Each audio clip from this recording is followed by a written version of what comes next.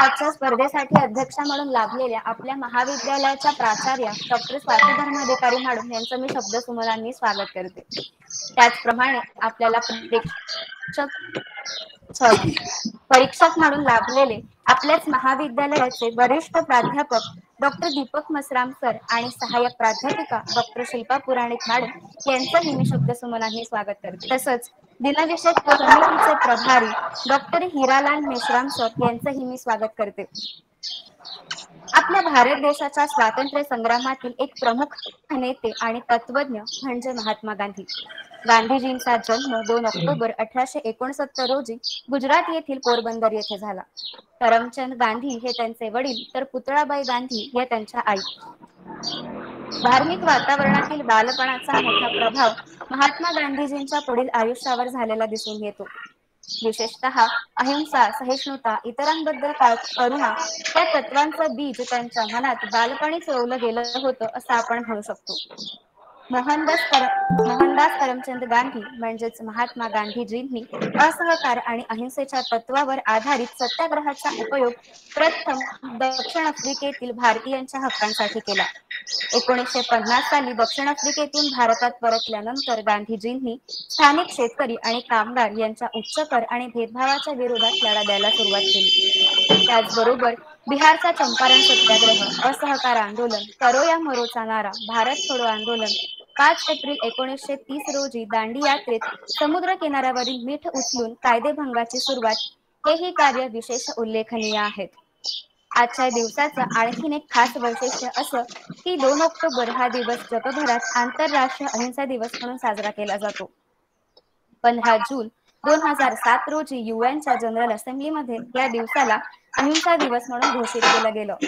कारण महात्मा गांधीजींनी फक्त भारतालाच नव्हे तर संपूर्ण देशाला त्यांच्या कार्यातून अहिंसेचा मूलमंत्र दिला. गांधी जयंती निमित्त संपूर्ण भारतात सार्वजनिक सुट्टी असली तरी विविध स्पर्धांच्या माध्यमातून, सभांमधून, रॅलीजमधून त्यांना आदरांजली वाहिली जाते. आणि आज आपण आपल्या महाविद्यालयातर्फे वक्तृत्व स्पर्धेच्या माध्यमातून त्यांना आदरांजली वाहणार आहोत. तेव्हा अधिक वेळ वाया न घालवता मी दिनविशेष समितीचे प्रभारी डॉक्टर हिरालाल मेश्राम सरांना विनंती करते की त्यांनी आजच्या कार्यक्रमाचं प्रास्ताविक करावं. Sir please. धन्यवाद स्वर्णिमा. आजच्या कार्यक्रमाचे अध्यक्ष आदरणीय स्वाती धर्माधिकारी मॅडम, आमचे गुरुतुल्य वरिष्ठ प्राध्यापक डॉक्टर मसराम सर, डॉक्टर पुराणिक मॅडम आणि आमच्या सहयोगी प्राध्यापिका दिनविशेषच्या मेंबर फटिंग मॅडम आणि आपण सृजनशील सर्व आमचे विद्यार्थी. सृजनव, आज गांधी जयंती आणि लाल बहादूर शास्त्री यांची जयंती. देशभरात असा उत्सव अत्यंत आदराने करण्यात येतो आणि येत आहे. चले जावचा नारा देणारे आणि जय किसान, जय जवान, जय किसानचा नारा देणारे चार्जर इंतजाम करने का तत्कालीन पंतप्रधान लाल बहादूर शास्त्री आणि इकडे लावत अजून बेस्ट होते. राष्ट्रपिता महात्मा गांधी. मोबाईल महात्मा गांधींचा जो विचार आहे, महात्मा गांधींची जी कृती आहे, मग तो असहकार चळवळ असो, स्वदेशी चळवळ असो आणि सत्याचे प्रयोग असो, सत्य ही माणसाची एवढी मोठी शक्ती आहे की त्या शक्तीच्या बळावर आपण सर्वांना हरवू शकतो आणि कुठलेही शस्त्र हातात न घेता चले जावचा नारा देऊन या देशाला स्वातंत्र्य मिळवून देण्यात जे योगदान दिलेले आहे ते फार मोठं आहे. आणि समाजाप्रती असलेली आस्था, एकूणच सर्वांप्रती असलेली जाणीव, मग ते मित्र असोत की समाजाचा खालचा घटक असो की स्त्रियांचे प्रश्न असोत, अत्यंत सहानुभूतीनं त्या प्रश्नांचं निवारण करणं हा स्वभाव गांधीजींचा होता. आपण समाजकार्याचे विद्यार्थी आहोत, त्यामुळे विद्यार्थ्यांनी जे आयोजन केलेलं आहे ते अत्यंत स्पृहणीय आहे आणि महात्मा गांधींचं जे सामाजिक योगदान आहे, सत्य अहिंसा आहे, हा विचार विद्यार्थ्यांच्या पर्यंत कसा पोहोचेल या अनुषंगाने या कार्यक्रमाचे आयोजन केलेलं आहे. कारण की समाजसेवा करणं असं सांगणं आणि प्रत्यक्षात समाजाची सेवा करणं त्या दोन गोष्टी अत्यंत विभिन्न आणि वेगळ्या आहेत. परंतु गांधीजींचा विचार आपल्या समोर असल्यानंतर आपण त्याच्यातून एक तरी विचार आपल्या अंतर्मनात रुजवावा, आमचा विद्यार्थी त्या प्रकारे घडवावा आणि घडावा. ते गुण, सुप्त गुण आमच्या महाविद्यालय विद्यार्थ्यांमध्ये आहेतच आणि म्हणून या कार्यक्रमाचे औचित्य अजून वेगळ्या स्वरूपाचं आहे. यामागे खऱ्या अर्थानं प्रेरणा असेल तर आमचे प्राचार्य डॉक्टर स्वाती धर्माधिकारी मॅडम त्या प्रत्येक कार्यक्रमाला अत्यंत उत्स्फूर्तपणे प्रोत्साहन देतात आणि विद्यार्थी हा त्यांचा टार्गेट आहे की आमच्या महाविद्यालयातला विद्यार्थी जे सुप्त गुण असतील त्या सुप्त गुणांच्या बळावर ते पुढे यावं आणि एक दिवस असा येईल की गांधीजींच्या किंवा लालबहादूर शास्त्रींच्या विचारांचा परिपोष त्यांच्यामध्ये निर्माण होईल. ही आशा ठेवूनच, उद्युक्त करण्याची भावना ठेवून आपण या आजच्या कार्यक्रमाचे आयोजन केलेलं आहे आणि मी सर्व स्पर्धकांचं मनापासून आधीच स्वागत करतो. फक्त एकच सूचना की महात्मा गांधींचा विचार मांडताना एकमेकांना डिवचण्याचा प्रयत्न होऊ नये, कोणाच्या भावना दुखावू नये. कारण की तो काळ असा होता की आहेत काही मुद्दे आहेत, परंतु विचार आपणाला महत्वाचा आहे. काही काड्या करणं किंवा त्याचा विरोध दर्शवणं आणि त्या विरोधातून एकमेकांच्या भावना दुखवणं हा हेतू स्पर्धकांचा नसावा अशी माझी नम्र विनंती आहे. त्यामुळे आपण विषयाला अनुसरून आपले विचार प्रगल्भतेनं आणि सक्षमतेनं मांडणं ही आपली भूमिका असावी आणि वेळेमध्येच आपलं नियोजन व्हायला हवं अशी मी सूचना करतो. आणि आपण मला बोलण्याची संधी दिली त्याबद्दल मी अध्यक्षांच्या वतीनं आणि महाविद्यालयाच्या वतीनं आणि व्यक्तिशः आपला आभार मानतो आणि पुढचं सूत्र मी स्वर्णिमाकडे सोपवतो. धन्यवाद. Thank you so much sir. यानंतर मी स्पर्धेचे विषय आणि नियम आपल्या स्पर्धकांना सांगते. आपल्या स्पर्धेचे विषय आहेत महात्मा गांधीजी यांच्या सत्य आणि अहिंसा विषयाचे महत्व, म्हणजेच इम्पॉर्टन्स ऑफ सत्य अँड अहिंसा. समाजकार्यात महात्मा गांधीजींचं योगदान, contribution of Mahatma Gandhiji in social work. Mahatma गांधीजींचे शैक्षणिक विचार, educational thoughts of Mahatma Gandhi. महिला सक्षमीकरण आणि महात्मा गांधीजींचे विचारधारा, woman empowerment and Gandhian thoughts. पुढचा विषय आहे सार्वजनिक आरोग्य आणि महात्मा गांधीजींची विचारधारा, public health and Gandhian thoughts. भारताच्या स्वातंत्र्य लढ्यात गांधीजींचे योगदान, contribution of Mahatma Gandhi in freedom struggle. स्पर्धेचे नियम आहेत. स्पर्धक आपले विचार प्रामुख्याने हिंदी, मराठी आणि इंग्रजी या तीनपैकी कुठल्याही एका भाषेत मांडू शकतात. There is no language barrier. Participants can use any one of the language from English, Hindi and Marathi. प्रत्येक स्पर्धकाला 5+1 अशा मिनिटांचा वेळ दिला जाईल. Each candidate will be allotted 5+1. 5 मिनिटे पूर्ण झाल्यानंतर वॉर्निंग बेल दिली जाईल. स्पर्धेनंतर विजेत्यांची नावं घोषित केली जातील. After the competition, the results will be declared. सर्वच स्पर्धकांना प्रमाणपत्र दिले जाईल. All participants will get certificate. आणि परीक्षकांचा निर्णय हा अंतिम राहील. Judges' decision will be final and binding for all students. आपल्या आजच्या स्पर्धेला सुरुवात करण्याच्या आधी मी पुराणिक मॅडमना विनंती करते की त्यांनी सगळ्या स्पर्धकांना शुभेच्छापर मार्गदर्शन करावं. Ma'am please. Okay, thank you Swarnima. आजच्या या कार्यक्रमामध्ये उपस्थित सर्व स्पर्धकांचे, विद्यार्थ्यांचे आणि प्राध्यापकांचे आम्ही स्वागत करते. डॉक्टर स्वाती धर्माधिकारी मॅडम, आणि विद्यार्थी. आज मला बोलायला तुम्ही सांगितलं, पण मी फार काही बोलणार नाही, कारण आधी स्पर्धा आपली महत्वाची आहे. महात्मा गांधींचं कॉन्ट्रीब्युशन इन सोशल वर्क आणि महात्मा गांधींचे नैतिक तत्व हे आपल्या अभ्यासक्रमामध्ये सगळ्यांसाठीच आहे. त्याच्यामुळे आपण तो विषय शिकत असतो. पण आपल्याला प्रामुख्याने, म्हणजे मला असं वाटतं की प्रामुख्याने हे सगळे जे थॉट्स आहे प्रेझेंट सिच्युएशन मध्ये कसे रिलिव्हंट आहेत, कारण त्यांचे थॉट त्यावेळेला 1917 मध्ये त्यांनी त्या गोष्टीबद्दल बोलले आहे. 19th सेंचुरी में उन्होंने अपने थॉट बताए और वो 19th सेंचुरी का अभी 21 सेंचुरी में, और इसमें हमारा उसका रिलीवेंस कैसे है कि क्या जो गांधी जी ने सभी लोगों के सामने जो मुद्दे रखे थे और उसके द्वारा फ्रीडम तो लिया, पर उसके साथ में समाज में परिवर्तन लाने का उनका जो सोच था, क्या आज भी वो सोच उतनी ही रिलेवेंट है क्या, इसके बारे में हमको सोचना है। और हमारा फोकस आगे चलकर उसके ऊपर रहेगा, तो फिर हम लोग बोल सकते हैं कि गांधीयन थॉट का रिलेवेंस इन प्रेजेंट सिचुएशन बहुत ज्यादा है। और मुझे लगता है कि ये आप सब लोग जब प्रेजेंट करेंगे तो उसके साथ में जुड़ा होगा।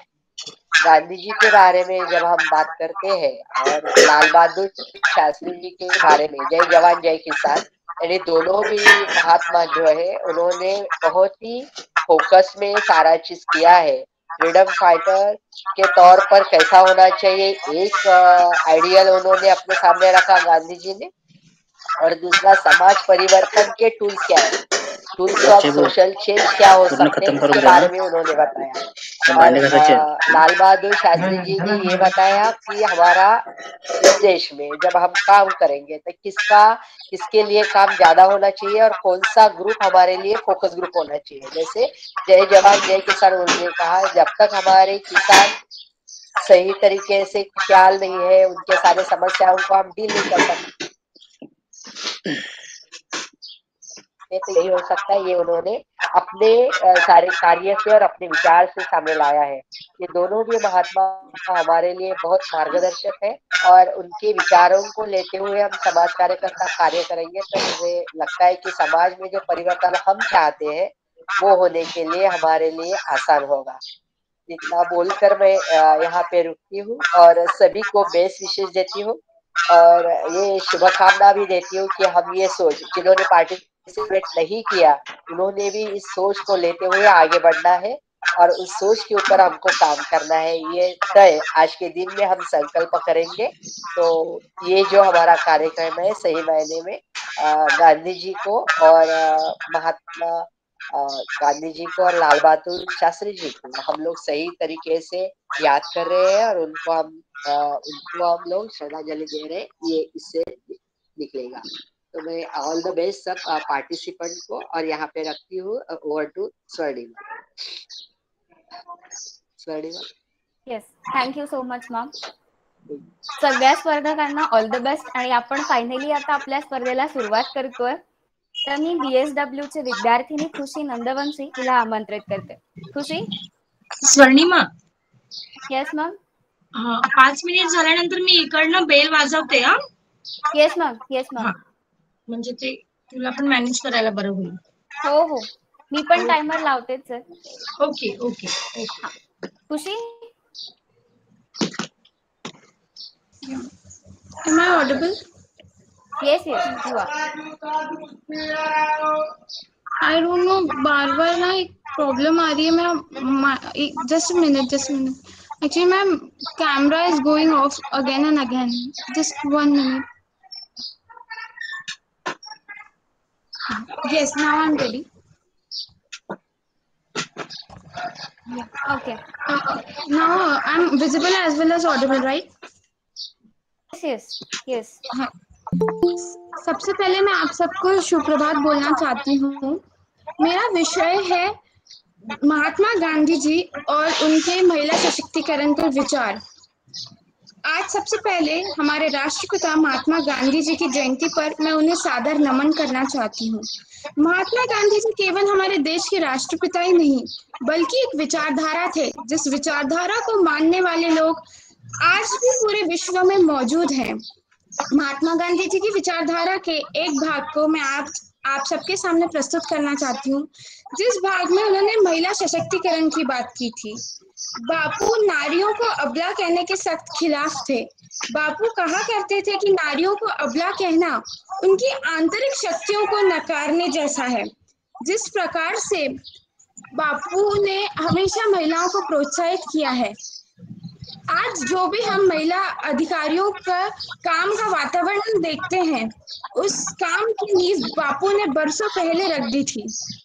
आज महिलाओं की जितनी भी अच्छी परिस्थिति है, उस परिस्थिति का बापू ने नींव स्वतंत्रता आंदोलन के दौरान रख दी थी। ये बापू महात्मा गांधी जी ने हमेशा कांग्रेस में महिला नेतृत्व को प्रोत्साहित किया है। हर आंदोलन में बापू ने महिलाओं की भागीदारी को सुनिश्चित किया है। महिलाओं के प्रति बापू ने हमेशा सम्मान और आदर को लोगों को विश्वास दिलाया है कि महिलाएं सशक्त है, महिलाएं अबला नहीं है। जिस प्रकार से सन 1921 में महिलाओं के मतदान की मांग उठी, उस दौरान बापू ने इसका भरपूर समर्थन किया। स्वतंत्रता आंदोलन के साथ बापू के साथ कई सारी महिलाएं जुड़ी। उनमें से प्रमुख और प्रथम महिला थी बापू की पत्नी कस्तूरबा गांधी जी, जिन्हें आज पूरा हिंदुस्तान बा के नाम से जानता है। कस्तूरबा गांधी जी आजाद भारत की सबसे पहले जो स्वतंत्रता संग्राम में जुड़ने वाली पहली महिला थी। इनके अलावा भी कई सारी महिलाएं जुड़ी, जैसे अरुणा हसन अली, सरला चौधरी जी, मनु गांधी जी, सरोजनी नायडू जी एवं राजकुमारी अमृत कौर। ये सब कुछ प्रमुख महिलाएं थी जो स्वतंत्रता आंदोलन संग्राम में हर आंदोलन में बापू के साथ शामिल हुई थी। आज लोग धर्म के नाम पे, जाति के नाम पे महिलाओं को बंधक बना के रखते हैं। मैं उनसे कहना चाहती हूँ, जो लोग लड़कियों को शिक्षा से वंचित रखते हैं, माँ सरस्वती शिक्षा की देवी है। जो लोग लड़कियों को आर्म फोर्सेस से ज्वाइन करने से रोकते हैं, राजनीति में आने से रोकते हैं, माँ शक्ति, माँ दुर्गा शक्ति आदि शक्ति की देवी है। जो लोग लड़कियों को पैर पे खड़ा होने से रोकते हैं, जो लोग लड़कियों को अपने रोजी रोटी कमाने से रोकते हैं, माँ लक्ष्मी धन की देवी है। जिस प्रकार से आज सन 1857 में भारत में आजादी का विचार आया था, उस दौरान एक वीरांगना खड़ी हो उठी थी, झांसी की रानी। आज मुझे ये बहुत गर्व है कि मैं उस भारत की बेटी हूँ जिस भारत ने राजमाता जीजाबाई को देखा, रमा आई को देखा, अहिल्याबाई होलकर को देखा, भारत की प्रथम महिला शिक्षिका सावित्रीबाई फुले को देखा। मुझे गर्व है कि आज मैं उस भारत की बेटी हूँ। आज पूरे विश्व में ये चर्चा हुई, पूरे हिंदुस्तान के युवक बहुत प्रसन्न हुए कि कमला हैरिस 50 साल बाद उपराष्ट्रपति बनी अमेरिका की, जो कि भारतीय मूल की है। लेकिन क्या लोग भूल चुके हैं कि भारत ने 50 साल पहले भी महिला प्रधानमंत्री को देखा, श्रीमती प्रियदर्शनी इंदिरा गांधी जी के रूप में। भारत ने आज से कई वर्षों पहले अपनी पहली प्रेसिडेंट को श्रीमती प्रतिभाताई पाटिल के रूप में देखा। आज भारत ने, अगर हम पार्टियों संगठनों से ऊपर उठ के देखें, तो कई सारे कर्मशील मुख्यमंत्री मौजूद हैं जो कि महिलाओं के रूप काफी कर्मशील हैं, कर्मठ हैं, अपने कार्यों का निर्वाह कर रही हैं, जैसे जयललिता जी, ममता बनर्जी जी, सुश्री मायावती जी, जो वसुंधरा राजे सिंधिया जी। भारत ने कई लोकतंत्र के मंदिर में महिला सांसदों को देखा, विधायकों को देखा, जो महिलाएं ब्लॉक और प्रमुख स्तर पर अपनी नेतृत्व शक्ति को दिखा रही हैं, प्रदर्शित कर रही हैं। आज अगर मैं इस आजाद हिंदुस्तान में अपने मन से ये एक प्रश्न पूछूं कि क्या मेरी सारी माताएं और बहनें इस देश में सुरक्षित हैं, तो आज नहीं। हर दिन हम देखते हैं कि जिस प्रकार से महिलाओं के साथ अत्याचार हो रहा है, चाहे हम न्यूज़पेपर पढ़े या हम चाहे टेलीविजन मीडिया को खोल के देखें, तो महिलाओं के साथ अत्याचार हो रहा है। जिस प्रकार ये अत्याचार हो रहा है, मुझे खेद है। तो मैं आज सारे युवकों से ये प्रश्न पूछना चाहती हूँ कि क्या आज हम बापू की विचारधारा की भारत में जी रहे हैं? क्या हम बाबा साहेब के विचारधाराओं पे जी रहे हैं? क्या हम अब्दुल कलाम की विचारधाराओं पे जी रहे हैं? क्या हम नेहरू की विचारधाराओं पे जी रहे हैं? क्या हम उस भारत में जी रहे हैं जहाँ सही में नारी शक्ति को पूजा जाता है? आज थोड़े दिन बाद ही एक त्योहार आने वाला है 9 दिनों का, जिसमें हम 9 शक्तियों को पूजने वाले हैं। तो महिला अबला कैसी हुई? महिला तो सबला है, महिला तो सशक्त है। इस आजाद हिंदुस्तान में भारत को हम माँ भारती कहते हैं, तो माँ भारती यानी महिला हुई, जिस उनका कलेजा चिथड़ा फट जाता होगा जब वो महिलाओं के खिलाफ अपराध देखती होगी। तो अंत में मैं बापू की इन पंक्तियों से अपनी वाणी को विराम देना चाहती हूँ कि अहिंसा हमारा धर्म है। ओरल तो सेटेच्या महेंद्र नारी इक्बाल मिश्रम समोर ह्या मुलीला बोल हमारा म्हणण्यात भविष्य भागवलं है। गेलं इथं जय हिंद, जय भारत। हे शब्द धन्यवाद। महेंद्र कुमार और मुझसे मिश्रम कोई समोर त्रुटियां हुई तो मैं क्षमा प्रार्थी हूँ।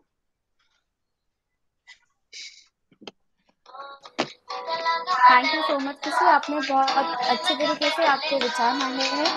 इसके बाद मैं जैसोन को निमंत्रित करती हूँ। बोललीस तर बोलेल जरा असं नका बोलू तिने फक्त एकच सांगू महिला महिला महिला मैं मैं क्या स्टार्ट कर सकता हूँ? विषयाला कोण बोलेल Yes. Hello. Okay. So good morning, everyone. My name is Jason Joshua from BSW Third Sem, and I'm very glad to speak upon the topic that is given to me, and it is the contribution of Mahatma Gandhi in Indian freedom struggle. So before I chose this topic, I first of all asked some people about what they think about Mahatma Gandhi, and the response I received was not surprising at all for me, because in such a time in New India, people have made this acceptable. The response I received was about Mahatma Gandhi, that Mahatma Gandhi did nothing for our country. His contribution was nothing. He was a big liar, and also his non-violence achieved nothing. So this kind of responses and belief are circulated throughout the country. But right now, I want to, in a very short time, tell you about his contribution in freedom struggle. Well, it will be impossible to tell about all that he did in just 5 minutes, but I want to only tell about 3 of his important works.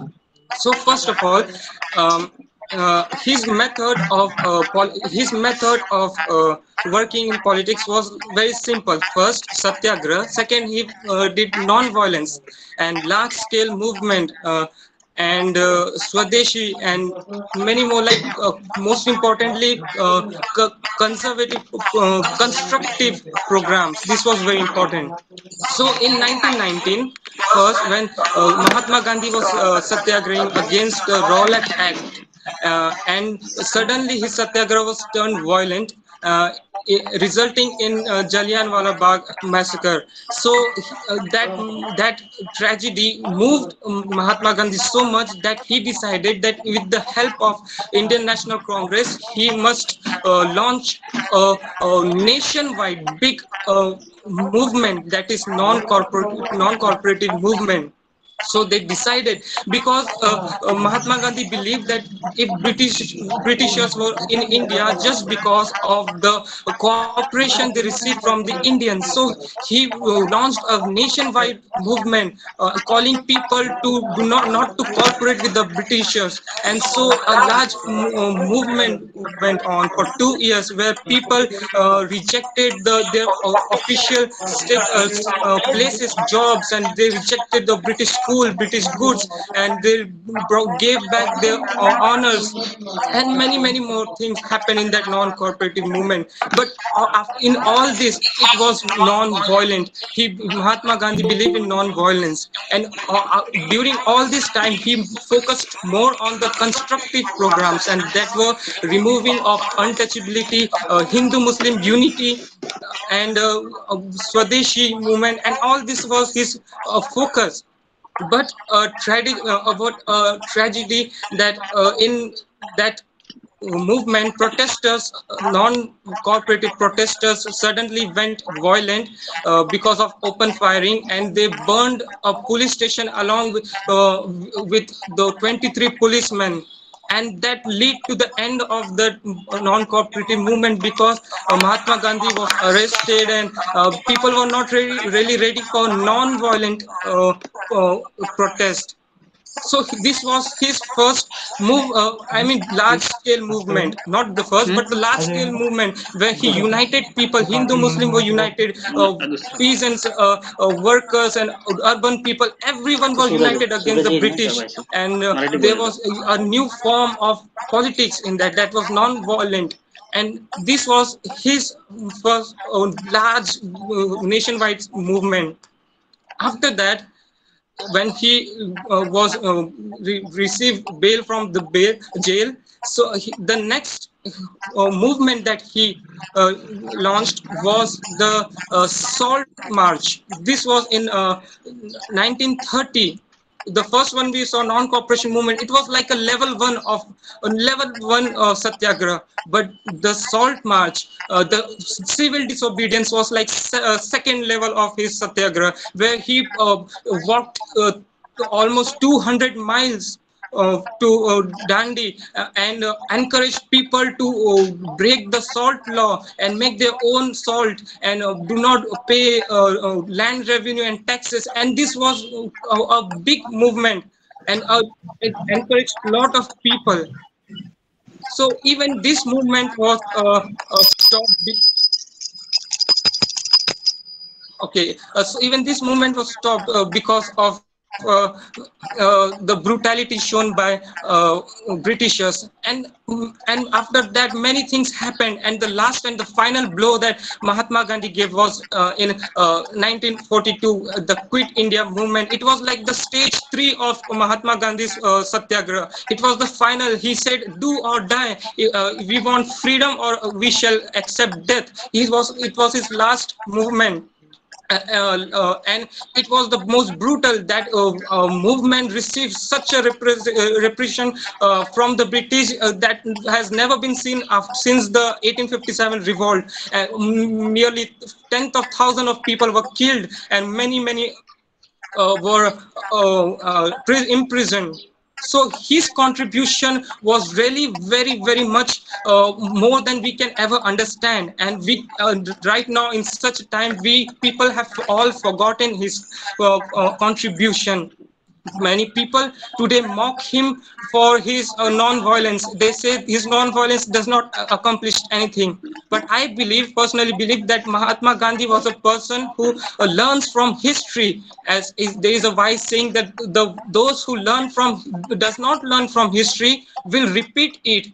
Mahatma Gandhi learned from history, as he saw that in 1857 the people tried to achieve liberty through violence, but they failed.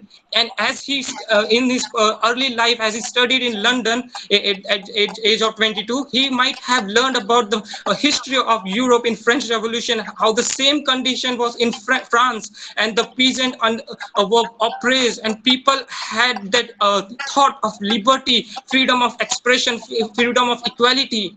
But that same thought turned very violent, very terrible, because of their acceptance of violence.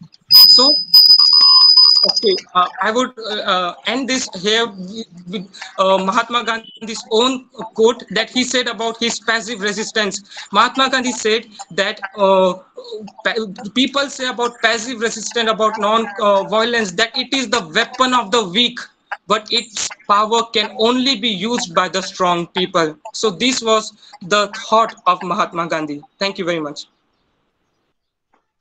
Thank you.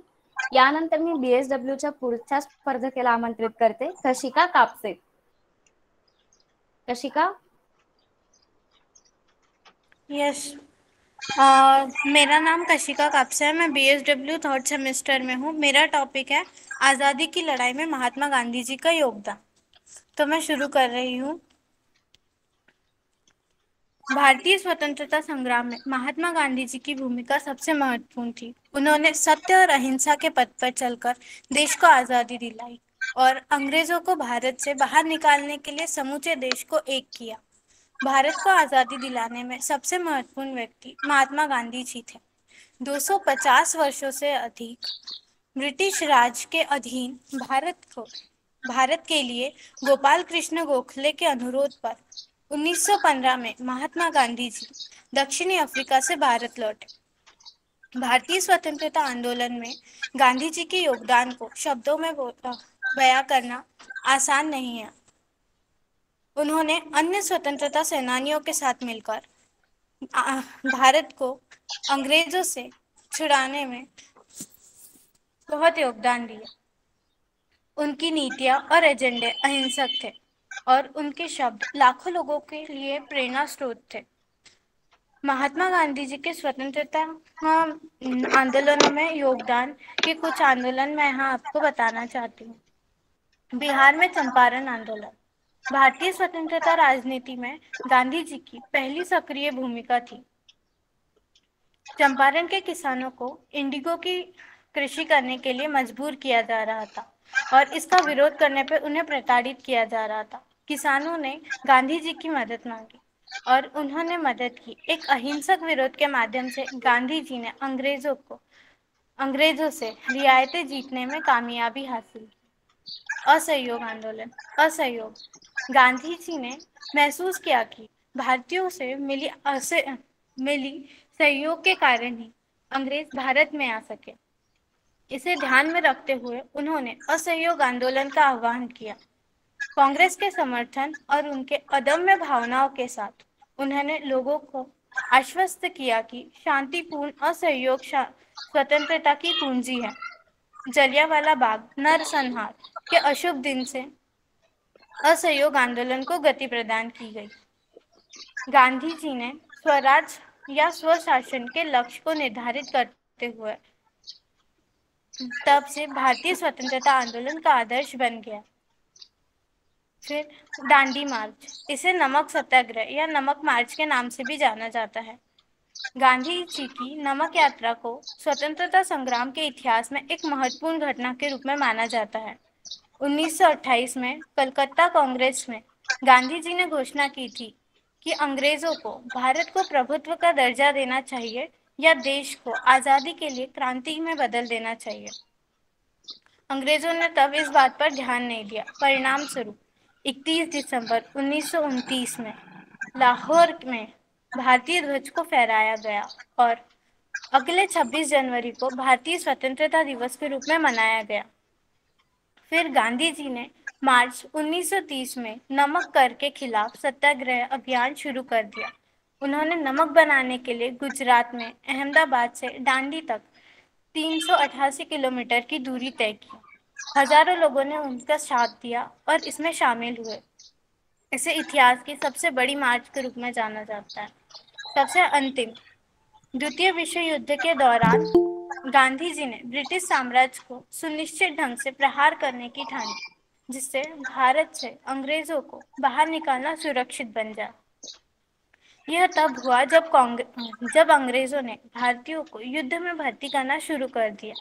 Gandhi ji ने इसका कड़ा विद्रोह किया और कहा कि भारत ऐसे युद्ध में शामिल नहीं होगा जो लोकतांत्रिक उद्देश्यों के पक्ष में लड़ा जा रहा, जबकि भारत स्वयं एक आजाद देश नहीं है।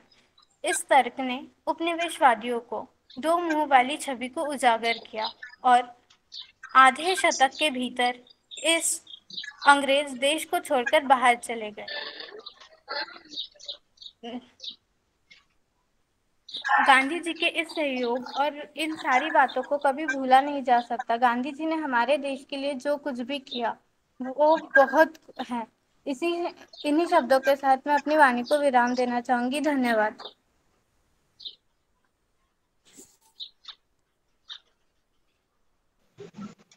धन्यवाद कशिका। यानंतर मी सॅम्युअल जोसेफ आपल्या पुढच्या स्पर्धकाला आमंत्रित करते। सॅम्युअल नाहीये कदाचित, त्याला बरं नाहीये का? ओके। त्रिवेणी कटरे। यस। ओके। नमस्ते, मेरा नाम त्रिवेणी कटरे है। मैं BSW फाइनल ईयर की छात्रा हूँ और हमारे कॉलेज द्वारा आयोजित इस वक्तृत्व स्पर्धा में आज का मेरा विषय है सामाजिक कार्यों में गांधी जी का योगदान। जैसे कि हम सभी जानते ही हैं कि हमारे महात्मा मोहनदास करमचंद गांधी, जिन्होंने हमारे देश को आजादी दिलाने के लिए और हमारे देश को आगे बढ़ाने के लिए प्रयत्न करते रहे और हमारे देश के लिए अनेकों अनेक कार्य किए, वैसे ही उन्होंने कई समाज कार्य किए। जैसे कि जो ब्रिटिश लोगों ने जो एक आसान तरीका अपनाया था, फूट डालो और राज्य करो। समाज में कार्य करने के लिए गांधी जी ने सबसे पहले तो यह किया कि एकता की भावना और समानता की भावना अपने देशवासियों में पैदा की और उन्हें प्रोत्साहित किया कि वह अपने देश को आजादी दिलाने के लिए, एकता और समानता बनाने के लिए बनाकर अपने देश को आजादी दिला सकते हैं। इसीलिए उन्होंने एक सामाजिक कार्य किया और एकता और समानता स्थापित की। उसी प्रकार वह आगे आगे अपने कार्यों को बढ़ाते रहे और अपने देश की प्रगति के लिए, अपने देश को आगे बढ़ाने के लिए वह बहुत सारे क्षेत्रों में उन्होंने कार्य किया। जैसे कि अंधविश्वास हमारे देश में के पुराने समय में, जैसे कि आप सभी जानते ही है कि स्वतंत्रता मिले हुए हमारे देश को 75 वर्ष हो चुके हैं, लेकिन आज भी हमारे देश में कहीं ना कहीं किसी न किसी कोने में एक अंधविश्वास छाया हुआ है। लोग ज्यादातर अंधविश्वासी बन गए थे और उस समय तो यह अंधविश्वास कुछ ज्यादा ही था। छुआछूत बहुत ज्यादा था कि लोग परछाई से डरते थे कि किसी की परछाई भी अगर, जिसे हम अगर छुआछूत मानते हैं, और अगर किसी की परछाई भी हम पर पड़ गई तो हमें नहाना होगा एंड बहुत मतलब उसे भी दंड मिलेगा। जिस इंसान पर वह परछाई पड़ी है तो उसे भी दंड मिलेगा। यह एक छुआछूत का बहुत बड़ा एक बीमारी सी थी हमारे देश में, तो उन्होंने उसके खिलाफ भी आवाज उठाई। उसी के साथ साथ दुखों से बचना मतलब हमें खुद की रक्षा खुद करनी है, अपने दुखों से खुद लड़ना है और महिलाओं को सशक्त भी बनना है। उन्होंने महिलाओं के सशक्तिकरण में बहुत बड़ा योगदान रहा है। उन्होंने महिलाओं की शिक्षा के लिए जैसे महिलाओं को पढ़ने नहीं दिया जाता था और महिलाओं की शिक्षा के लिए उन्होंने बहुत से कार्य किए। एक चिंगारी उन्होंने ही लगाई थी कि महिलाएं यह चीजें, उन्हें एक झांसी की रानी की तरह बनना चाहिए, उन्हें सीता की तरह भी होना चाहिए, उन्हें द्रौपदी की तरह भी होना चाहिए। उन्हें अपनी सारी पुरानी जो कथाएं हैं उनके आधार पर उन्होंने स्त्री का परिचय दिया और उन्हें आगे बढ़ने के लिए और आगे अपने कार्य को करने के लिए उन्हें प्रोत्साहित किया। वैसे ही उन्होंने शिक्षा के लिए स्त्रियों को समानता का अधिकार देने की मांग की और स्त्रियों के लिए बहुत से कार्य किए। उसी प्रकार उन्होंने जो कास्ट सिस्टम है अर्थात जाति व्यवस्था के खिलाफ उन्होंने बहुत ज्यादा अपना एक योगदान दिया है और जाति व्यवस्था के खिलाफ उन्होंने यह लोगों को जागरूकता फैलाई कि जाति व्यवस्था नहीं होनी चाहिए। यदि जाति व्यवस्था रहेगी तो जो ये पॉलिटिक्स, जो हमारा एक लोकतंत्र है, तो हमें लोकतंत्र में लोगों के सभी के योगदान चाहिए, लेकिन ऐसा नहीं होता है। लोग पॉलिटिक्स में कास्ट सिस्टम अर्थात जाति व्यवस्था का फायदा उठाकर लोगों को भड़काते हैं और अपना पॉलिटिक्स में लोगों को भड़का कर ज्यादा से ज्यादा वोट प्राप्त करने की कोशिश करते हैं और लोगों को भड़काते हैं। लेकिन उन्होंने इसके भी खिलाफ एक आवाज उठाई थी, जिसके बाद अनेक लोगों ने उनके इस विचार को फॉलो किया और आगे बढ़ने की कोशिश की और यह चीजें बहुत आगे तक बढ़ी। आज 75 वर्षों के बाद यह चीजें बहुत कम हो चुकी है। कास्टिज्म मतलब जाति व्यवस्था बहुत कम हो चुका है और जाति पर ज्यादातर लोग अब भरोसा नहीं करते हैं और लोगों ने जाति व्यवस्था को तोड़ने का भी काम शुरू कर दिया है। मतलब वह उन रूढ़िवादी चीजों में नहीं रहना चाहते हैं, अब लोगों को आगे बढ़ना है और वह महात्मा गांधी जी के विचारों पर चलना शुरू कर दिया है लोगों ने। तो हमें उनके विचारों को अपने स्वभाव में अग्रसित करना है। यह नहीं कि हमें सिर्फ उनकी जयंती के दिन उनकी बातें सुन लेनी है और उसके बाद में भूल जाना है। नहीं, ऐसा नहीं करना है। हमें उनकी बातों को अपने आचरण में लाना है और उन्हें अपने आचरण में लाकर प्रेम, धैर्य, अन्याय के खिलाफ विरोध और वीरता, इन सभी एक तत्वों का इस्तेमाल करके खुद को और अपने देश को आगे बढ़ाने की कोशिश करनी है। उसी प्रकार जैसे कि मैं आप सभी को बता रही थी कि महात्मा गांधी जी का योगदान समाज कार्यों में, तो उन्होंने स्त्रियों के लिए जैसे बहुत से कार्य किए। उन्होंने शोषण विहीन समाज स्थापित करने की कोशिश की, जहां शोषण ना हो, ना ही वहां दलितों के साथ में शोषण हो और ना किसी स्त्री के साथ में शोषण हो। उन्होंने यह जो एक प्रथा थी, सती प्रथा, दहेज, इन सभी के खिलाफ भी उन्होंने लड़ा और लड़ने के लिए लोगों को प्रोत्साहित किया, क्योंकि हमारा एक समाज कार्य की हमारी जो एक व्याख्या है कि हमें लड़ना तो है, लेकिन लोगों को लड़ने के लिए और अपने विचार, अपने आगे बढ़ने के लिए लोगों को प्रोत्साहित करना है, ताकि वह अपनी रक्षा और अपनी सुरक्षा स्वयं कर सके। यह बात उन्होंने उस समय भी समझाई थी कि हमारा जो समाज कार्य है इस तरीके से हो सकता है। उनका कहना था, महात्मा गांधी जी के विचार थे कि आप खुद वो बदलाव बनिए जो आप दुनिया में देखना चाहते हैं। आपको खुद वो बदलाव बनना होगा जो आप दुनिया में देखना चाहते हैं। और इसी प्रकार मैं अपने 2 लाइन कहकर मैं अपने वक्तृत्व को यही अपने वक्तृत्व का यही अंत करूंगी। खुद को खोजने का सबसे अच्छा तरीका है, खुद को खोजने का सबसे अच्छा तरीका है खुद को दूसरों की सेवा में खो दो, दूसरों की सेवा में खो दो। हमें दूसरों की सेवा करना है, यही है हमारे समाज कार्य का एक उद्देश्य, जो कि गांधी जी ने 75 वर्ष पहले ही हमें बता दिया था। धन्यवाद। थँक्यू सो मच त्रिवेणी. यानंतर मी BSW ची पुढची विद्यार्थिनी ऐश्वर्या मिश्रा हिला आमंत्रित करते. Aishwarya. Should I start? Yes. सिर्फ एक सत्य एक अहिंसा, सिर्फ एक सत्य एक अहिंसा, 2 है जिनके हथियार, उन हथियारों से ही तो कर दिया हिंदुस्तान आजाद। ऐसे अमर आत्मा को करो मिलकर सलाम, ऐसे अमर आत्मा को करो मिलकर सलाम। नमस्कार, मैं Aishwarya Mishra BSW 5th same से हूँ और मेरा विषय है महात्मा गांधी के सत्य और अहिंसा के विषय का महत्व। गांधी जी ने गीता में लिखी हुई कुछ बातों को बहुत चिंतन, मनन और गहन से देखा और उसका प्रयोग समाज में करने का प्रयास किया। अब यही रहा कि गांधी जी ने सत्य और अहिंसा की जो बातें कही, वही फॉर्मूला भारत की आजादी में बहुत ज्यादा अहम भूमिका निभाई। उनके अनुभव के अनुसार विविध धर्म ग्रंथ को अगर हम पढ़ते हैं, उसका उपयोग समाज में करते हैं, तो इससे पूरा समाज लाभान्वित होगा और उसके बाद व्यक्तियों के विचारों में परिवर्तन आएगा। यही कारण था कि गांधी जी गीता से बहुत ज्यादा प्रभावित थे, उपनिषदों से बहुत ज्यादा प्रभावित थे, बाइबल से बहुत ज्यादा प्रभावित थे। उन्होंने इन सारी बातों का निचोड़ निकाला और सत्य और अहिंसा की बात कही। महात्मा गांधी ने सर्वप्रथम सत्य और अहिंसा के बारे में साबरमती आश्रम में बताया था। गांधी जी ने दोनों को व्यापक महत्व दिया। गांधी जी ने कहा था कि सत्य ही परमात्मा है और परमात्मा ही सत्य है। सत्य वही होता है जिसकी सत्ता होती है। गांधी जी अपने जीवन का धैर्य सत्य की शोध करना समझते थे। उनका यही लक्ष्य था कि सत्य क्या है, उसका प्रयोग कैसे किया जाना चाहिए और सत्य का क्या निष्कर्ष निकलता है। और यही कारण है कि उन्होंने अपनी आत्मकथा का नाम ही मेरे सत्य के साथ प्रयोग रखा।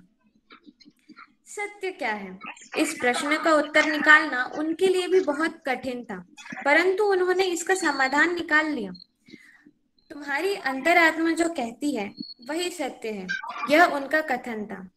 गांधी जी के अनुसार तुम्हारी आत्मा जो कहती है वही सत्य है, किंतु सबका अंतर्ग्रह एक जैसी बात नहीं करता है ना। मनुष्य एक सामाजिक प्राणी है और मनुष्य के विचार अलग अलग होते हैं, अलग अलग सोच होती है, अलग अलग समझ होती है। समझने की क्षमता सबकी अलग होती है, सोचने की क्षमता सबकी अलग अलग होती है। दृष्टियों के अंतरात्मा बुरी बातों को सत्य करती है, अतः सत्य के लिए अंतरात्मा की शुद्धि आवश्यक है। आत्मशुद्धि के प्रधान साधन 5 प्रकार के हैं: अहिंसा, सत्य, अस्तेय, ब्रह्मचर्य और जो 5वां है वो है अपरिग्रह। गांधी जी समझते थे कि इन साधनों से ही निर्मल होते हैं। गांधी जी के कथनानुसार सत्य का संपूर्ण दर्शन अहिंसा के पालन के बाद ही होता है। अब अहिंसा क्या है गांधी जी के अनुसार? अहिंसा का शाब्दिक अर्थ होता है हिंसा या हत्या न करना, और हिंसा का अर्थ होता है किसी भी जीव को स्वार्थवश या दुख देने की इच्छा से कष्ट पहुंचाना या मारना। गांधी जी का कहना था कि इन सभी चीजों जैसे स्वार्थ, क्रोध या विद्वेष की भावना हमारे मन में नहीं आनी चाहिए।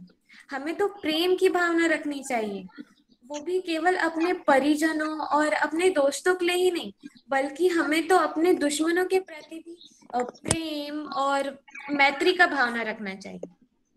इसी को तो अहिंसा कहते हैं, क्योंकि गांधी जी कहते थे कि केवल किसी को चोट पहुंचाना या मारना, हत्या करना, बस यही हिंसा नहीं है। इसके अलावा भी चीजें हैं। अगर आप किसी की बुराई कर रहे हो या उसे नीचा दिखा रहे हो, उससे बदला लेने के प्रयास में अपने जलन के कारण उससे बदला लेने के लिए आप उसे बदनाम कर रहे हो, ये भी हिंसा की दृष्टि में ही आता है। अगर आप किसी को गलत दृष्टि से देखते हैं ना, तो ये भी हिंसा ही कहलाता है। इसीलिए गांधी जी का जो अहिंसा है वो सर्वोपरि है, और गांधी जी ने अहिंसा की जो बातें कही हैं उसको समाज में उतारने का भी प्रयास किया है। अहिंसा के दो पक्ष है, अभावात्मक और नकारात्मक, और 4 मूल तत्व हैं, प्रेम, धैर्य, न्याय और वीरता। गांधी जी इतिहास के आधार पर अहिंसा का प्रतिपालन करते थे। वे मानव समाज के इतिहास को उसकी अहिंसा का निरंतर अग्रामी विकास मानते थे। आदिम जातियों के बारे में कहा जाता है कि वे नर मांस भक्षी थे, किंतु बाद में मनुष्य ने मनुष्य का मांस खाना अनुचित नहीं समझा। वे शिकार द्वारा पशुओं के मांस से भूख शांत करने लगे। कुछ समय बाद मानव ने आखेट द्वारा आहार प्राप्त करने की पद्धति का परिचालन किया, तब उससे खेती करना शुरू किया। उसके बाद जीवन में स्थिरता आई और गांव, नगरों, राष्ट्रों और तथा सभ्यता का विकास हुआ। इस प्रकार सभ्यता की उपयुक्त विकास से यह स्पष्ट है कि इतिहास से ही हिंसा का प्रयोग घटता जा रहा है। यह अहिंसा का प्रयोग ही तो है। इसीलिए सत्य और अहिंसा का बहुत महत्व है। बहुत से लोग कहते हैं कि आज की दुनिया में झूठ के बिना काम नहीं चलता, किंतु यदि हम विचार पूर्वक देखें तो आज भी संसार का व्यवहार सत्य के सहारे ही चल रहा है। सत्य विश्वास की नींव है, झूठे का कोई विश्वास नहीं करता। दुकान पर हम सौदा पहले लेते हैं, मूल्य बाद में देते हैं। दुकानदार को हमारे इस व्यवहार पर कोई आपत्ति नहीं होती। बैंक में पैसे हम बाद में लेते हैं और रसीद पर हस्ताक्षर करके पहले दे देते हैं। ऐसा करने में भी हमें कोई ऐतराज नहीं होता। दुकानदार को हमारी और हमें बैंक कर्मचारी की सच्चाई पर विश्वास रहता है। यदि सच्चाई नहीं रहेगी तो विश्वास भी नहीं रहेगा। इसलिए गांधी जी हमेशा सत्य और अहिंसा की बात करते थे। वे जब तक जिंदा थे तब तक सत्य और अहिंसा का प्रयोग करते रहे, और यही कारण है कि आज भी वे अमर हैं। अंत में मैं यही कहना चाहूंगी कि सत्य का तेल अहिंसा की बाती, सत्य का तेल अहिंसा की बाती, अमर ज्योति जलती रहे, तेरे पद चिन्हों पर बापू दुनिया सारी चलती रहे, तेरे पद चिन्हों पर बापू दुनिया सारी चलती रहे। धन्यवाद। क्या बात आहे ऐश्वर्या। यानंतर मी MSW चे विद्यार्थिनी ऑरा गॅब्रिएल हिला आमंत्रित करते। Aura. Thank you, Swarnma. Thank you so much. I would first like to greet all the people who are present over here with the dignitaries and the students and the supporting staff. Very happy Gandhi Jayanti. I hope that we are not just here to call his namesake, but we are taking something home. All right. And like congratulations to all the speakers who have been here. I will be starting my part of saying, if I have the permission from the dignitaries. And once again, my name is Aura Gabriel. I am a MSW student from 2nd semester. What I would like to talk about today, which has already been spoken of, is importance of honesty and non-violence. It will not be my part to explain what honesty and non-violence is. We have all grown up knowing about it. We have all studied it in our books, scriptures, lectures, and everything. But to be very honest about this topic, what do we actually understand about it? And do we understand about it? All right? Not just non-violence and honesty in the spectrum of people as a nation, but within ourselves as individuals. We belonging to the very borderline millennial and the new Gen Z generation, how have we taken this concept of learning? How have we come across this concept and how have we applied it in our lives? And I remember reading it somewhere about Martin Luther King Jr. when he said that he was inspired by Christ, but the techniques of nonviolence and honesty, Gandhi was the one who told him and who taught him about it, or he was inspired by him. So we understand that the concept of honesty and nonviolence is a very charming concept through which we as Indians say that we found our independence and which we are very proud of. But how do we apply it in the 20th century? How do you and I apply it in the 20th century? Is it the dissent that we are talking?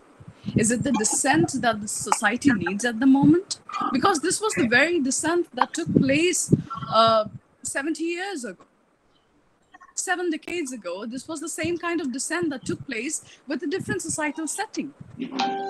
But today, if you and I believe in the Gandhian ideology of Satyagraha and Ahimsa, from our very core of hearts, we need to come up with a way of applying it in our lives, of implementing it in our lives. Whether it's be just being honest to your own self and being non-violent to your own head. Because what I see is a whole track and a whole trend of pseudo-empowerment at the moment that is going on. Because Satya and Ahimsa, the ideology is now being taken has a positive and a negative part. What is non-violence when it comes to a negative part?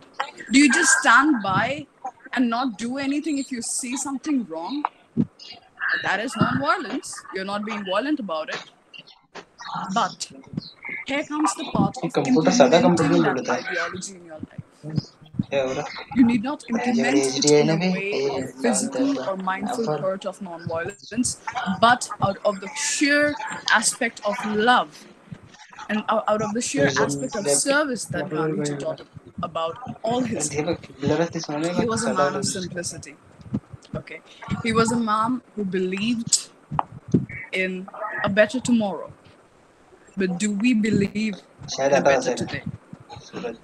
But do you and I believe in a better today? We have 2 generations over here on this platform that are talking about the ideologies of Gandhi. How much have we applied it in our lives? Talking over the positive parts of this particular ideology, yes, it has gained us independence. But are we actually independent? Are you actually free from the shackles of your mind that haunt you every night, that haunts your family every night, that haunts this nation every night? Non-violence starts from within, not on a very great perspective of the society that we start looking at. Okay. When I go back to Gandhiji's life over this particular topic, I remember this one particular part where I saw it in a movie where it comes over the topic of honesty, where he stole his father's watch. He stole his father's watch, and what the repercussion was guilt, non-violence, and dishonesty or honesty in parts of spectrum. Okay, violence in parts of spectrum can only cause you guilt.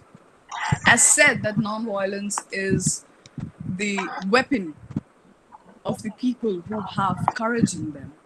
So today, as a 22-year-old citizen of this nation, I would like to tell the prior generation, my generation, and I'll positively pass it down to the coming generation, that ideologies of non-violence and honesty cannot be copy-pasted. It evolves with time, and you need to evolve in a way that you as an individual are sufficed to be a part of this nation, and you as a community, then a society, then a nation, and then this world are sufficed to be in this particular zone, this particular era where violence and dishonesty, greed and cruelty overpowers basic humanity.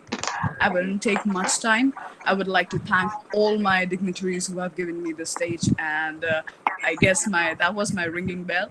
And thank you so much for the time that you have bestowed. And once again, do not just hear, but also try to implement things in your life. You never know what you'll learn.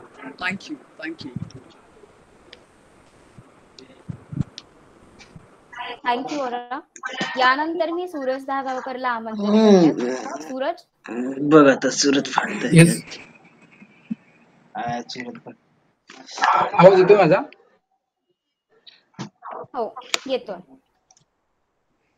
रक्तापोटी शेपूट गाडत मातीमध्ये होताळणाऱ्या बिनबटनाच्या रद्दीतल्या रत्नांना गोळा करून इथल्या अडलेल्या नडलेल्या हरिजन गिरिजन आणि इंग्रजांच्या गुलामीत खितपत पडलेल्या लोकांना एकत्रित करून या मोडलेल्या भारत देशाचा संसार खऱ्या अर्थानं उभा करण्याचं ज्यांनी काम केलं असे स्वातंत्र्य लढ्यातील थोर सेनानी राष्ट्रपिता महात्मा गांधी यांच्या विचारांना आणि त्यांच्या कार्यांना प्रथमतः मी नमन करतो.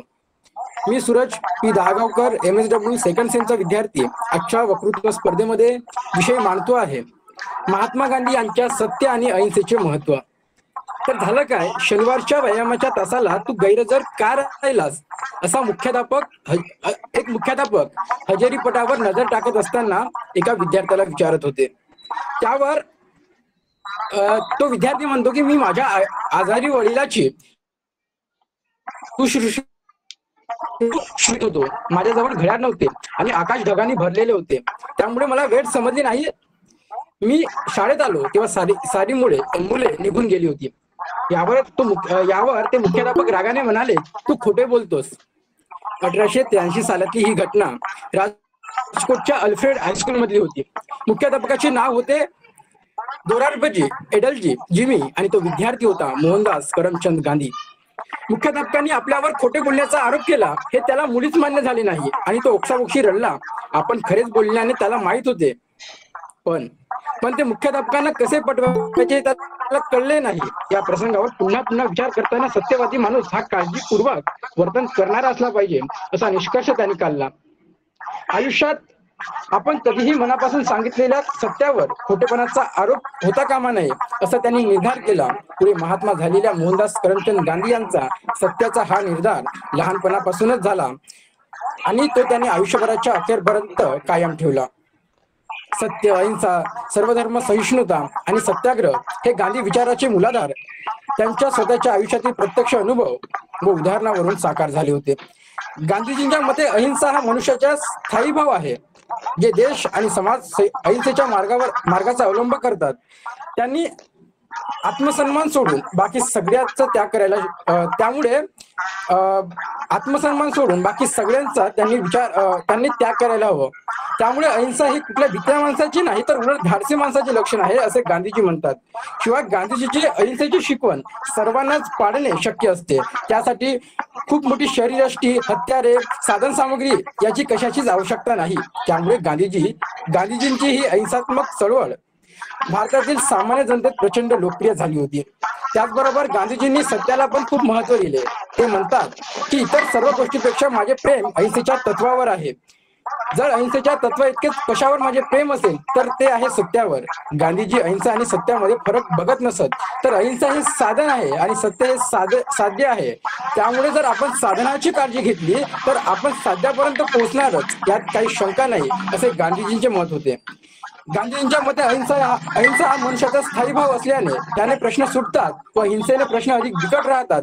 त्याचबरोबर अहिंसेने मनुष्यात बदल होतो, मनुष्याचा आजार बरा होतो व तो अन्याय करणे सोडतो. अहिंसा मनुष्यामधले परस्पर प्रेमाचे नाते पक्के करतो. त्याचमुळे ब्रिटिशांविरुद्ध लढतानाही गांधीजींचे ब्रिटिश जनतेवर तितके प्रेम होते जितके भारतीय जनतेवर होते. या दृष्टीने विचार केल्यास गांधीजीची अहिंसेची विचारसरणी संपूर्ण जगासाठी आदर्श ठरते. सध्याचे असणारे अनेक जागतिक बिकट प्रश्न परस्पर सहकार्याने, परस्पर प्रेमाने, अहिंसेने सुटू शकतील असे वाटते आहे. शिवाय गांधीजींचा अहिंसात्मकरित्या सत्याग्रह करण्याचा मार्ग त्याच्या काळातील परिस्थितीनुसार भारतीय जनतेस रुचणारा होता. त्यामुळे गांधीजींनी स्वातंत्र्याची चळवळ सामान्य जनतेपर्यंत नेली. त्यांनी या चळवळीला प्रचंड असा प्रतिसाद सुद्धा मिळाला. शेवटी जाताना महात्मा गांधीजी यांची सत्य आणि अहिंसा हे याचं महत्व सांगताना शेवटी जाताना एवढंच बोलेल की बाप सांगायचा मला नोटेवर गांधी 2 ठिकाणी असतो म्हणून. बाप सांगायचा मला नोटेवर गांधी 2 ठिकाणी असतो म्हणून. एक डोळ्यांनी स्पष्ट दिसणारा आणि नोट उजेडाड केली की अंधुकसा दिसणारा गांधी. अंधुकसा गांधी दिसला की समजायचं बाळा नोट खरी आहे म्हणून. एवढीच काय ती माहिती बापू तुमच्याबद्दल होती. आणि गांधींना नथुराम गोडसेंनी मारलं एवढंच कळलं होतं आजवर. परवा कवितेच्या वर्गात कवितेने प्रश्न विचारला मला, गांधी आणि नथुराम गोडसे एकाच नोटेवर छापले तर तू काय करशील? गांधीजी आणि नथुराम गोडसे एकाच नोटेवर छापले तर तू काय करशील? मी चिडलो आणि म्हणालो, मी आग लावून टाकील, छापणाऱ्याला छाटून टाकील, दंगली करील दंगली. यावर कविता खडखडून हसली आणि म्हणाली बस खाली. बस खाली. कारण गांधी तुला कळालाच नाही. त्यामुळे गांधी कळायचा असेल तर अहिंसा आणि सत्य हा विचार तुमच्या आमच्या मनामध्ये रुजला पाहिजे. त्यांची विचारसरणी तुमच्या आमच्या कृतीमधून उतरली पाहिजे. तेव्हाच खऱ्या अर्थानं महात्मा गांधी यांची विचारसरणी, सत्य आणि अहिंसेचे विचार तुम्ही आम्ही जनसामान्य लोकांपर्यंत पोहोचवू. एवढंच बोलतो आणि इथंच थांबतो. मनपूर्वक धन्यवाद. थँक्यू सूरज. यानंतर मी आपल्या आजच्या स्पर्धेतल्या शेवटच्या स्पर्धकाला आमंत्रित करते, अश्विनी डोळे. आशू. थँक्यू स्वर्णिमा.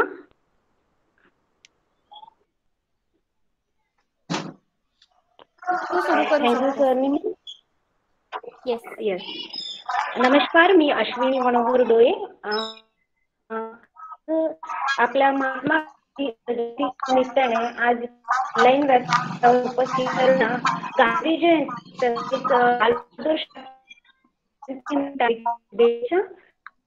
महात्मा गांधी हे आपल्या राष्ट्राचे एक महत्त्वपूर्ण आहे आणि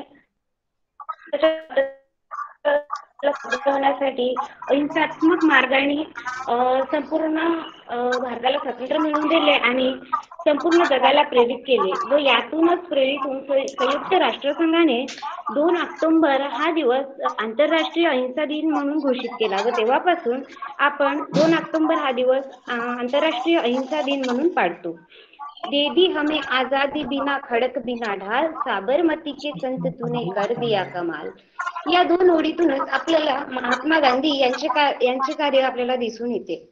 महात्मा गांधीजी यांनी सत्य आणि अहिंसेच्या मार्गावर चालून आपल्या भारत देशाला स्वातंत्र्य मिळवून दिले. सत्याविषयी बोलताना त्यांनी म्हटलं आहे की सत्याला बोलण्याची गरज पडत नाही, तर ते आपल्या कृतीतून दिसत असते. सत्याची धरल्यास मानवाचा नक्कीच विकास होतो व नेहमी माणसाने सत्य बोलले पाहिजे. तर अहिंसेविषयी बोलताना त्यांनी म्हटले आहे की केवळ कोणत्या जीवाची हिंसा न करणे म्हणजेच अहिंसा नाही, तर मनुष्याने स्वतःच्या वाणीतून, मनातून आणि विचारातून अशा कोणत्याही पद्धतीने व्यक्तीचा भेदभाव न करणे व त्याची हिंसा न करणे म्हणजेच अहिंसा होय, असंही महात्मा गांधीजींनी सांगितलेलं आहे. त्यांनी अहिंसा या तत्वाला प्राथमिक महत्व दिलं आहे, तर त्या मागोमाग त्यांनी सत्याला महत्व दिलेलं आहे.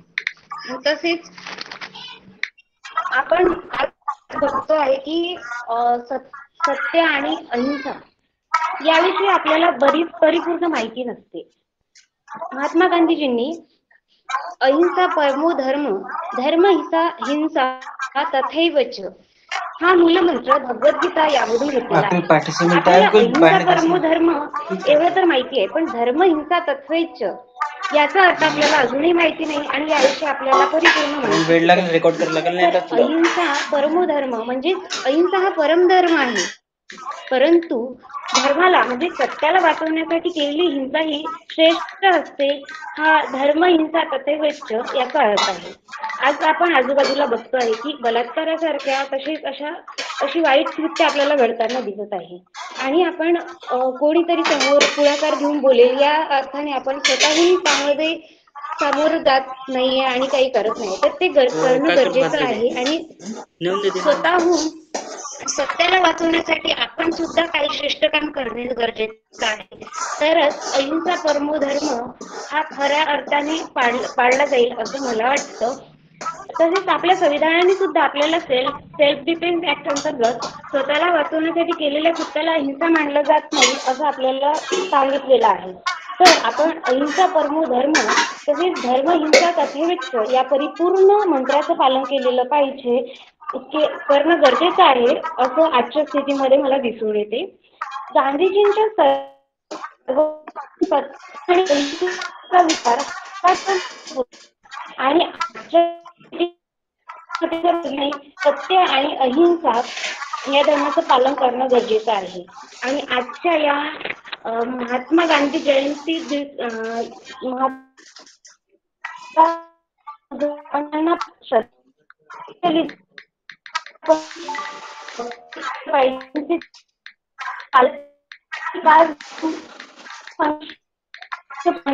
न करणे व प्रेमाने वागले पाहिजे ही आजच्या दिवसाला खूप इच्छे व जाता जाता मी 2 ओळी म्हणू इच्छिते. सच्चाई का लेकर शस्त्र और अहिंसा का ले अस्त्र दूर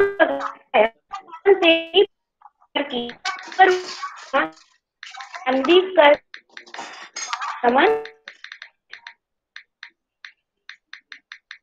बोलते.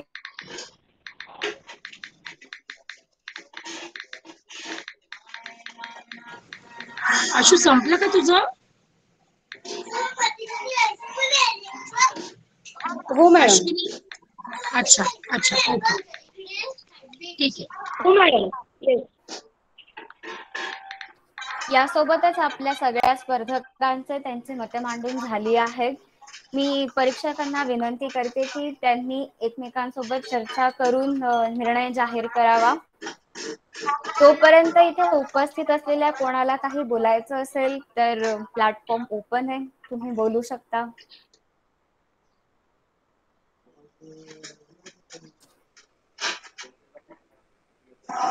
दीदी मेरा इच्छा है कुछ बोलने का. स्पीच में जो बातें 5 मिनट्स के दौरान मैं नहीं रख पाई थी वो मैं अभी थोड़ा सा रखना चाहती हूँ कि today is the birth anniversary of Mahatma Gandhi ji. Everyone knows that he is father of nation, but the most important thing is that what is his ideology. आज एवरी ईयर इन इंडिया हम लोग सिर्फ 2 अक्टूबर को उनको recall करते हैं या independence day या रिपब्लिक डे के टाइम पे, बट ऐसा क्यों नहीं है या ऐसा होना चाहिए कि जो महात्मा गांधी जी की कोर वैल्यूज है, जो आइडियोलॉजीज है, वो हर एक बच्चे को पता होनी चाहिए. या आज जो टाइम देख रही हूँ, जैसे हमारे हिस्ट्री के बुक्स में फ्रीडम की पूरी स्टोरी हुआ करती थी, फ्रीडम के पूरा फेजेस हुआ करता था. जैसे ईस्ट इंडिया कंपनी के दौरान किस प्रकार से भारत की स्वतंत्रता सेनानी सामने आए, फ्रीडम फाइटर्स सामने आए, और उसमें महात्मा गांधी जी का जो प्रमुख रोल रहा है, उस पे मुझे खेद है कि आज इतनी प्रबलता से चर्चा नहीं होती. या हमारे जो भी बच्चे हैं जो स्कूल जा रहे हैं, जो कॉलेज में आते, यूनिवर्सिटीज में आते, तो जो आइडियोलॉजी है, आइडियोलॉजी ऑफ इंडिया है, इंडिया की आइडियोलॉजी जो सत्य और अहिंसा की है, उसको बहुत सारे अकारण तत्वों के द्वारा परेशानी हो रही है. और आई डोंट नो, मैं किसी की आइडियोलॉजी को ऑफेंस नहीं करना चाहती हूँ, मैं सबकी आइडियोलॉजी का रिस्पेक्ट करती हूँ, बट एटलीस्ट मेरा ऐसा मानना है कि जो आइडियोलॉजी ने इंडिया को सेव किया था, जो आइडियोलॉजी ने इंडिया को फ्रीडम दिलाया था, वो आइडियोलॉजी के बारे में तो सबको मालूम रहना ही चाहिए. और उससे ज्यादा इम्पोर्टेंट बात है कि वो आइडियोलॉजी का सबने रिस्पेक्ट भी करना चाहिए. आई नो कि डेमोक्रेसी है और डेमोक्रेसी में सारे आइडियोलॉजीज इक्वली रेलेवेंट रहते हैं, लेकिन जो गांधी जी की आइडियोलॉजी है उसे वो कुछ ज्यादा रेलेवेंट चीज है, जो हर बच्चों को और सभी लोगों को एटलीस्ट उनके बारे में पता होना चाहिए. मैंने नोटिस किया आजकल के यंगस्टर्स जो मिलेनियल्स है, जिन्हें हम सो कॉल्ड मिलेनियल्स बोलते हैं, they know everything about today's happenings, but they don't know about India's beautiful history. So her course and curriculum में एटलीस्ट गांधी जी के कुछ इम्पोर्टेंट स्टोरीज जिनसे बच्चे लेसन ले सके, ऐसा होना चाहिए. That is my point. Thank you so much. Thank you खुशी. अजून कोणाला काही बोलायचं असेल तर प्लीज बोलू शकता. आपल्याकडे निर्णय येतपर्यंत वेळ आहे.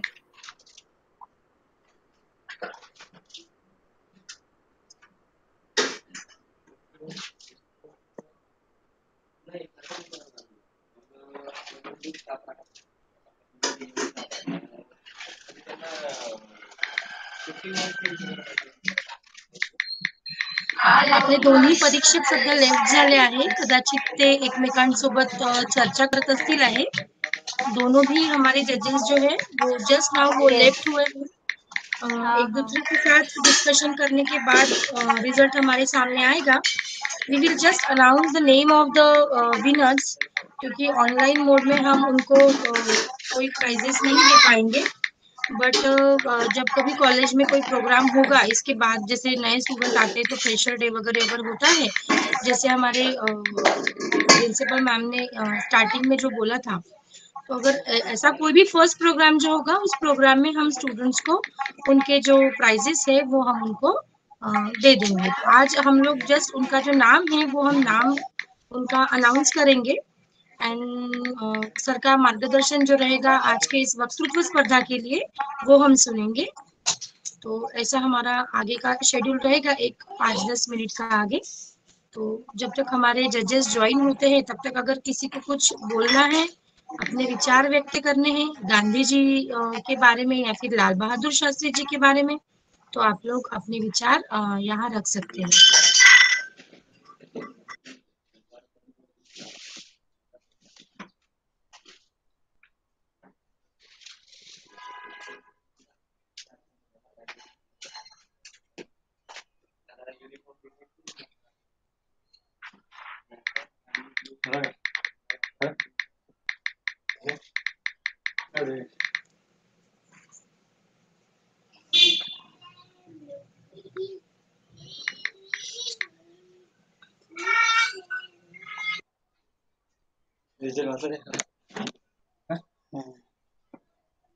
निधी सोबत मचवलं चांगले. हा स्टेटस बघ, त्याचा मी स्क्रीनशॉट काढून ठेवतो.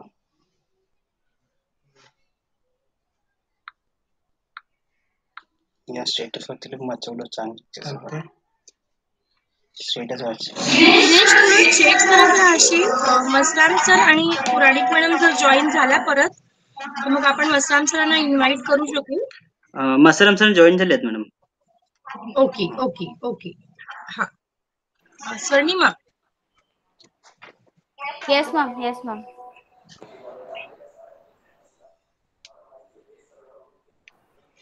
मसराम सर जॉईन झाले आहेत. सो मला असं वाटतं की आपल्या आजच्या वक्तृत्व स्पर्धेचा निकाल तयार आहे. तेव्हा मी सरांना विनंती करते की त्यांनी आजच्या स्पर्धेचा निकाल जाहीर करावा आणि सोबतच त्यांचं मनोगतही व्यक्त करावं. Masram sir please. हाँ, थैंक यू.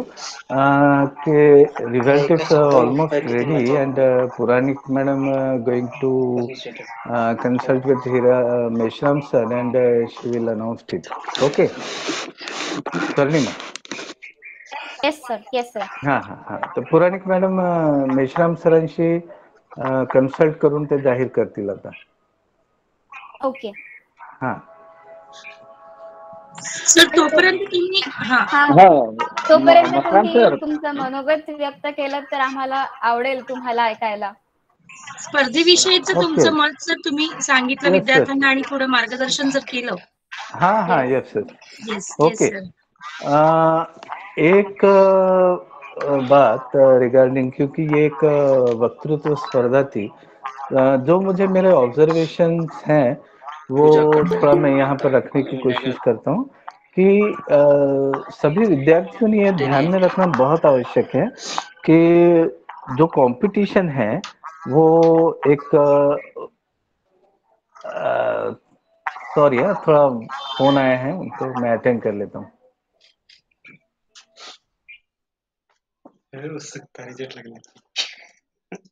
म्हणजे नंतर करण्यापेक्षा बा इथेच करून घेऊ, मोकळं होतं ना. Swarnima, I guess Meshram sir is over here. We can go ahead with the results if Sandhya ma'am is okay with that. No, Puranik ma'am will announce the result. Okay. Yes. Sandhya madam, माझं पुराणिक मॅडमशी बोलणं झालंय. अगदी आता तर मसराम सरांशी बोलत आहेत आणि लगेच आपण 2 मिनिटांमध्ये तो रिझल्ट डिस्प्ले करतो. हो आपण मस्तान सरांना पण थोडं ऐकून घेऊया, कारण की ऍज अ जज म्हणून आणि आजच्या कार्यक्रमाविषयी त्यांचं मार्गदर्शन आपल्याला अतिशय महत्वाचं आहे. तर त्यांचं झाल्यानंतर मग आपण रिझल्ट अनाउन्स करू आणि मग मॅडमचं आपलं अध्यक्षीय भाषण. हो अशा आणि पद्धतीने आभार तुम्हाला मानायचं आहे. हो हे तर आपलं ऑलरेडी डिसाइडेड आहे. Yes, okay. एक मैं इसके बारे में आपको जानकारी दे रहा था कि जो वक्तृत्व स्पर्धा है तो उसके सैलिएंट फीचर्स क्या हो सकते हैं, ठीक है. बहुत बार थोड़ा एक इतना थीन लाइन होता है कि almost we usually cross it और हम कभी फिर वक्तृत्व स्पर्धा से दूसरे नेचर में एंटर कर रहे हैं इसकी जानकारी भी नहीं होती. अभी जो हमने 6-8 प्रतिस्पर्धाओं को यहाँ पर देखा है, तो कुछ लोगों ने पढ़ करके वो अपनी बात रखी.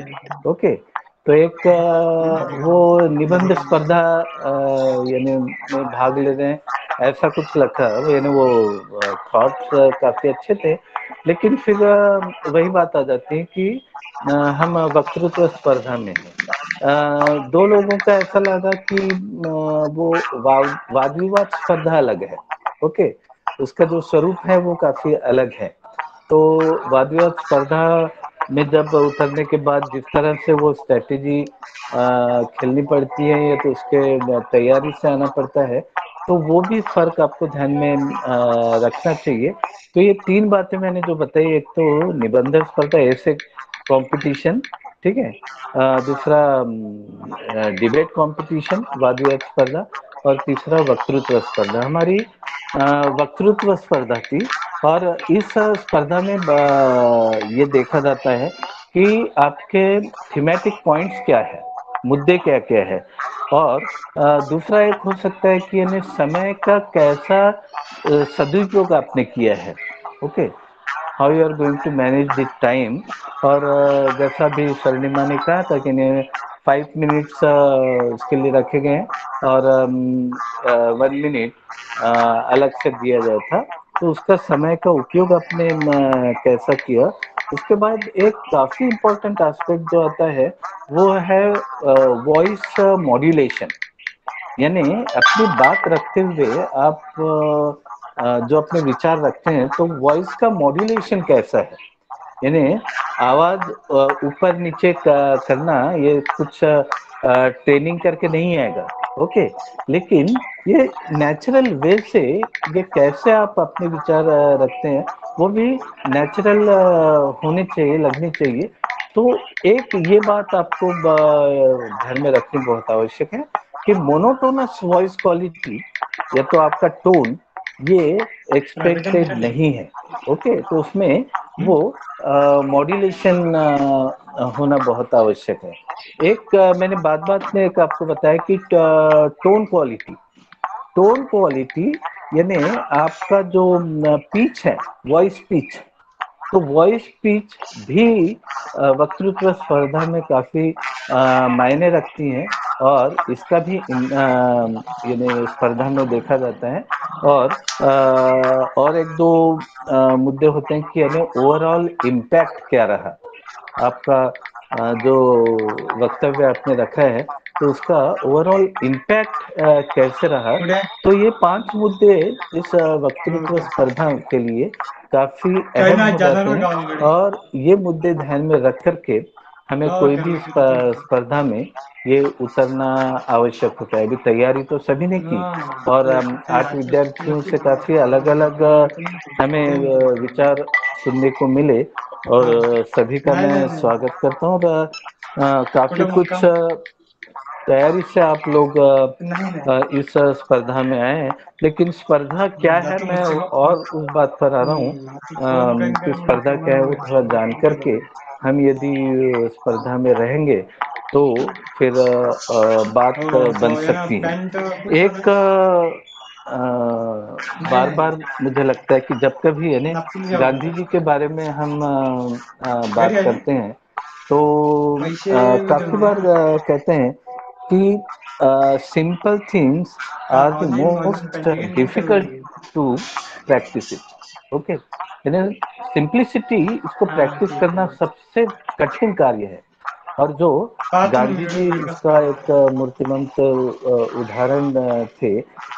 बराक ओबामा जी जो यूएसए के राष्ट्रपति हो चुके हैं, अभी 7-8 साल पहले की बात है कि जब उनसे पूछा गया कि यानी वर्ल्ड में ऐसी कौन सी पर्सनैलिटी है कि जिनके साथ वो लंच लेना चाहेंगे।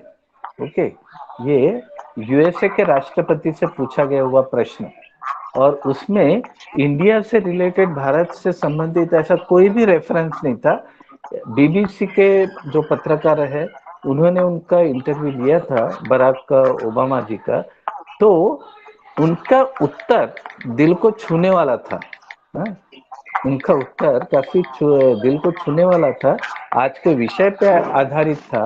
उनका कहना था बराक ओबामा जी का कि मैं यदि वर्ल्ड के कोई बड़े एक पर्सनैलिटी के साथ लंच लेना चाहूंगा तो वो है महात्मा गांधी। ये सुनने के बाद मेरा दिल इतना फूल गया कि यानी भारत के जो महापुरुष है महात्मा गांधी, उनके बारे में विदेशों में भी उनके जो तत्व है, उनके प्रिंसिपल्स, उनके फिलोसॉफीज हैं, उनके बारे में इतना कुछ इम्पैक्ट ओके बाहरी देशों में और जो बड़े बड़े जो नेतृत्व हैं उनके दिलो दिमाग में भी यानी महात्मा गांधी जी के बारे में इतना कुछ है। ओके, और हम तो गांधी जी के करीब रहते हैं। मैं इस सेंस में भी कह रहा हूँ कि आप में से कितने ऐसे हैं जो गांधी जी हमारे इतने करीब रहने के बाद भी वहां जाकर के आए हैं। तो यानी आज के विद्यार्थियों को पूछे तो जरा क्वेश्चन मार्क रहेगा। मैं रेफरेंस दे रहा हूँ सेवाग्राम आश्रम का, ठीक है। नागपुर से काफी, मैं गुजरात के साबरमती की बात नहीं कर रहा हूँ, मैं गुजरात के ही पोरबंदर की बात नहीं कर रहा हूँ, मैं गुजरात के ही दांडी भवन की बात नहीं कर रहा हूँ। हाँ, ये बात बिल्कुल सही है, लाइफ में जैसा एक प्रतियोगी ने यहाँ पर किया है कि ये सिर्फ बात करने की बात नहीं है, तो उसको हमें प्रैक्टिस भी करना बहुत आवश्यक है। आज के पीढ़ी को ये प्रेरणा कहाँ से मिल सकती है? लाइफ में एक बार आप साबरमती जाकर के जरूर आइए, लाइफ में आप पोरबंदर जरूर जाकर के आइए, लाइफ में आप दांडी भवन जो है गांधीनगर के बाजू में जो मॉन्यूमेंट बना है वहां पर कभी तो एक बार जाकर के आइए और गांधी जी को आप एक्सपीरियंस करेंगे वो क्या थे। ओके, यानी ये कुछ मोटिवेशनल एस्पेक्ट है लाइफ के कि जहां पर हम पढ़ने के बाद उनके लिए कुछ अच्छे शब्द कहना, लेकिन जहां पर उन्होंने अपना जीवन व्यतीत किया, जहां पर वो रहे, ऐसे क्षेत्रों में, ऐसे जगह पर यदि हम जाकर के आते हैं तो वो मोटिवेशन का लेवल कुछ और ही होता है और वो आप बात कभी भूलेंगे नहीं। मैं अभी बड़ी बात तो नहीं कहता हूँ, लेकिन सेवाग्राम कभी तो मैं जब जाता था और उसका इम्पैक्ट यानी एक ऐसा हुआ कि जब कभी यानी मेरे दिमाग में भी ऐसी कुछ बात आई नहीं, लेकिन सेवाग्राम में जाने के बाद मेरी जेब में हर वक्त आपको एक खादी का हैंकरचीफ मिलेगा। ओके, खादी का है वो, क्यों है ऐसा मुझे पता नहीं, लेकिन वो इम्पैक्ट ऐसा कुछ रहा कि गांधी जी की एक बताई चीज तो मेरे पास होनी चाहिए, ठीक है, ऐसा दिल में बार बार लगता था। और छोटी सी वो चीज क्यों ना हो, लेकिन गांधी जी मेरे पास रहते हैं ऐसा मुझे लगता है। मुझे इसकी जानकारी नहीं है आपके बारे में क्या है, लेकिन मैं फील करता हूँ कि गांधी जी की एक बताई चीज मैं मेरे पास रख पाता हूँ, उनको याद कर सकता हूँ, उनके तत्वों के बारे में तो एक मेरी रिक्वेस्ट जरूर रहेगी, आप कम से कम गुजरात में जाने की तो मैं रिक्वेस्ट कर ही रहा हूँ, लेकिन कम से कम नागपुर के बाजू में जो सेवाग्राम आश्रम है, बापू कुटी है, वहां पर जाकर के कुछ समय बिताने की कोशिश यदि आप करेंगे तो जरूर आपको आज जो भी अच्छी अच्छी बात आपने कही है तो उसकी एक अनुभूति आपको जरूर आएगी। ये एक मैं रिक्वेस्ट कर रहा हूँ और इसी के साथ मैं रुकता हूँ। उसके पहले मैं आज के जो नतीजे हैं वो भी आपके सामने रखता हूँ। पुराणिक मैडम और मैं बीच दौरान कांटेक्ट हमने किया और दोनों के कंसेंसस से, हाँ, यानी सर्वसहमति से, मैं बहुमत की बात नहीं कर रहा हूँ, तो सर्वसहमति की बात कर रहा हूँ। तो उसमें जो क्रमांक 3 जो है, तो क्रमांक 3 से भी पहले मैं प्रोत्साहन पर 2 पारितोषिक हमने यहाँ पर अनाउंस हम कर रहे हैं। पहला है मिस्टर सूरज दहागावकर, MSW सेकंड सेमेस्टर के, इनको प्रोत्साहन पर बख्शीश दिया जा रहा है, सूरज। दूसरा प्रोत्साहन पर जो पारितोषिक है वो है त्रिवेणी कटरे, इनको भी प्रोत्साहन पर पारितोषिक जा रहा है। क्रमांक 3 ये शायद BSW थर्ड सेम के जेसन, इन्हें जा रहा है क्रमांक 3, जिन्होंने contribution of Mahatma Gandhi in freedom struggle इस पर अपने विचार रखे थे और एक्सटेम्पोर अच्छा बोले, तो इनको क्रमांक 3 यह पारितोषिक हम अनाउंस कर रहे हैं।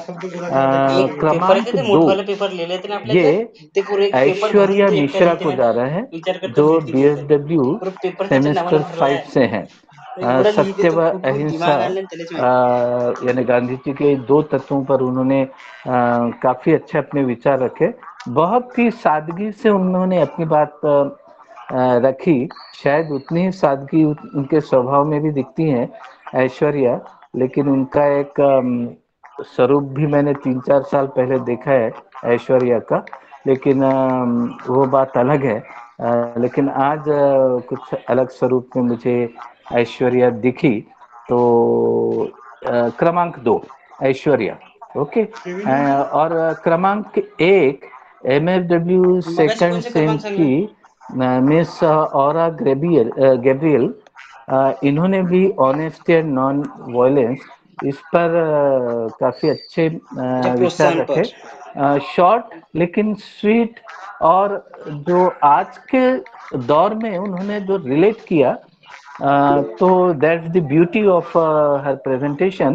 तो that way aura, congratulations and आपको क्रमांक 1 और प्रथम क्रमांक इस प्रतियोगिता में। सभी प्रतियोगिताओं का मैं अभिनंदन करता हूं, जिन्होंने बढ़ चढ़ कर इस प्रतियोगिता में सहभाग दिया और अपने अच्छे अच्छे विचारों से हमें अवगत कराया। इसके लिए सभी का धन्यवाद और हमें ये अपॉर्चुनिटी देने के लिए मेश्राम सर, इनका मैं शुक्रगुजार हूँ और सभी को धन्यवाद। थँक्यू सो मच सर, सगळ्या विजेत्यांचा मनापासून आभार, कॉंग्रॅच्युलेशन। आणि यानंतर मी आपल्या महाविद्यालयाच्या प्राचार्य डॉक्टर स्वाती धर्माधिकारी मॅडम यांना अध्यक्ष भाषणासाठी आमंत्रित करते। Please. Thank you so much. सबसे पहले तो मैं आयोजकों का अभिनंदन करना चाहूंगी कि बहुत ही एक सटीक और एक रिलेवेंट ऐसा उन्होंने ऑर्गेनाइजेशन किया है इस वक्तृत्व स्पर्धा का, उसके लिए बधाई। बातें बहुत करनी है। गांधी जी सबको ही प्रिय है और बहुत उनके लाइफ से इंस्पायर होकर के हम आगे चलते हैं हमेशा ही। तो कुछ कहानियां और कुछ बातें आपके लिए कि एक कहानी मुझे याद आती है कि जब उनको हम देखते हैं कि एज ए स्टूडेंट क्या थे, एक विद्यार्थी के रूप में गांधी जी कैसे थे, क्या वो पढ़ते थे, किन बुक से उनको प्रभावित किया गया था, किया या वो प्रभावित हुए थे, किया तो नहीं जा सकता, बुक से प्रभावित।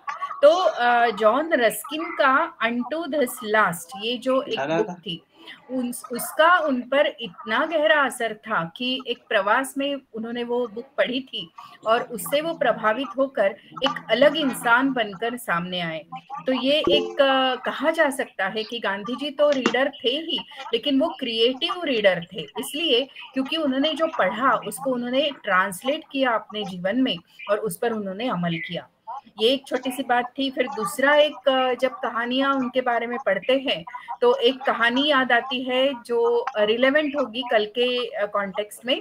कल हमने ज्येष्ठ नागरिक दिन मनाया हर जगह पे, तो गांधी जी और उनका विचार कैसा था उसके बारे में एक कहानी कि वो जब एक जगह गए थे तो उनको मिलने एक नया दंपत्य आया, नया newly wed couple came to see him, और जब पैर छुए उनके तो उनकी जो बहू थी यानी उसकी जो वाइफ थी, उसने गांधी जी के हाथ में 100 रुपए थमाए।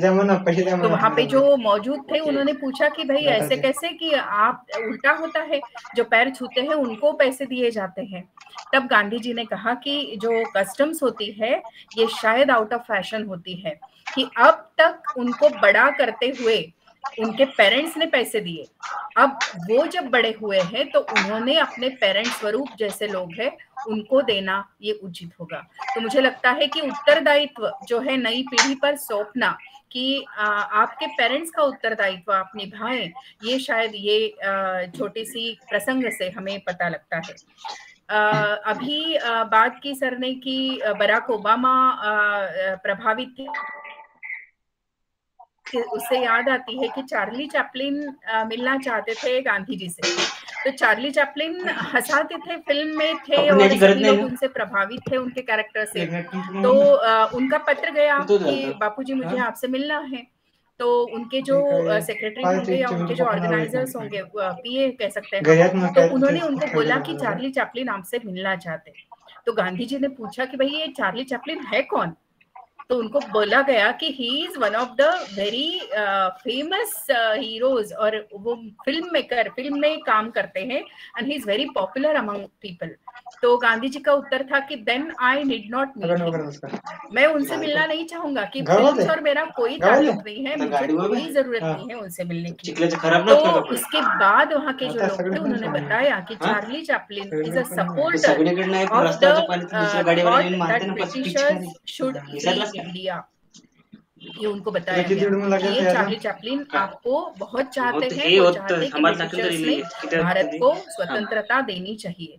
तो ये जब उन्होंने सुना और ये जाना कि Charlie Chaplin himself was from a very poor background और उन्होंने स्ट्रगल करके आगे अपने आप को बनाया है, ये सब जब उन्होंने सुना तो उन्होंने वो भेंट स्वीकार की और भेंटना उनसे मिलना जो है उन्होंने स्वीकार किया और चार्ली चैपलिन के साथ वो मिले थे। ये कुछ बातें उनके जीवन से संबंधित जो है जब सुनते हैं तो अच्छा लगता है कि इस तरह से एक विचार जिनका जीवन ही था, जो वो कहते थे वो जीते थे। ये जो बात थी ये बहुत अच्छी बात है और उनका कहना भी ये है कि हम खुश कब रहते हैं, when we are happy, happiness is when we say हम जो कहते हैं वही हम करते हैं और हम जो करते हैं वही हमारे विचार भी होते हैं।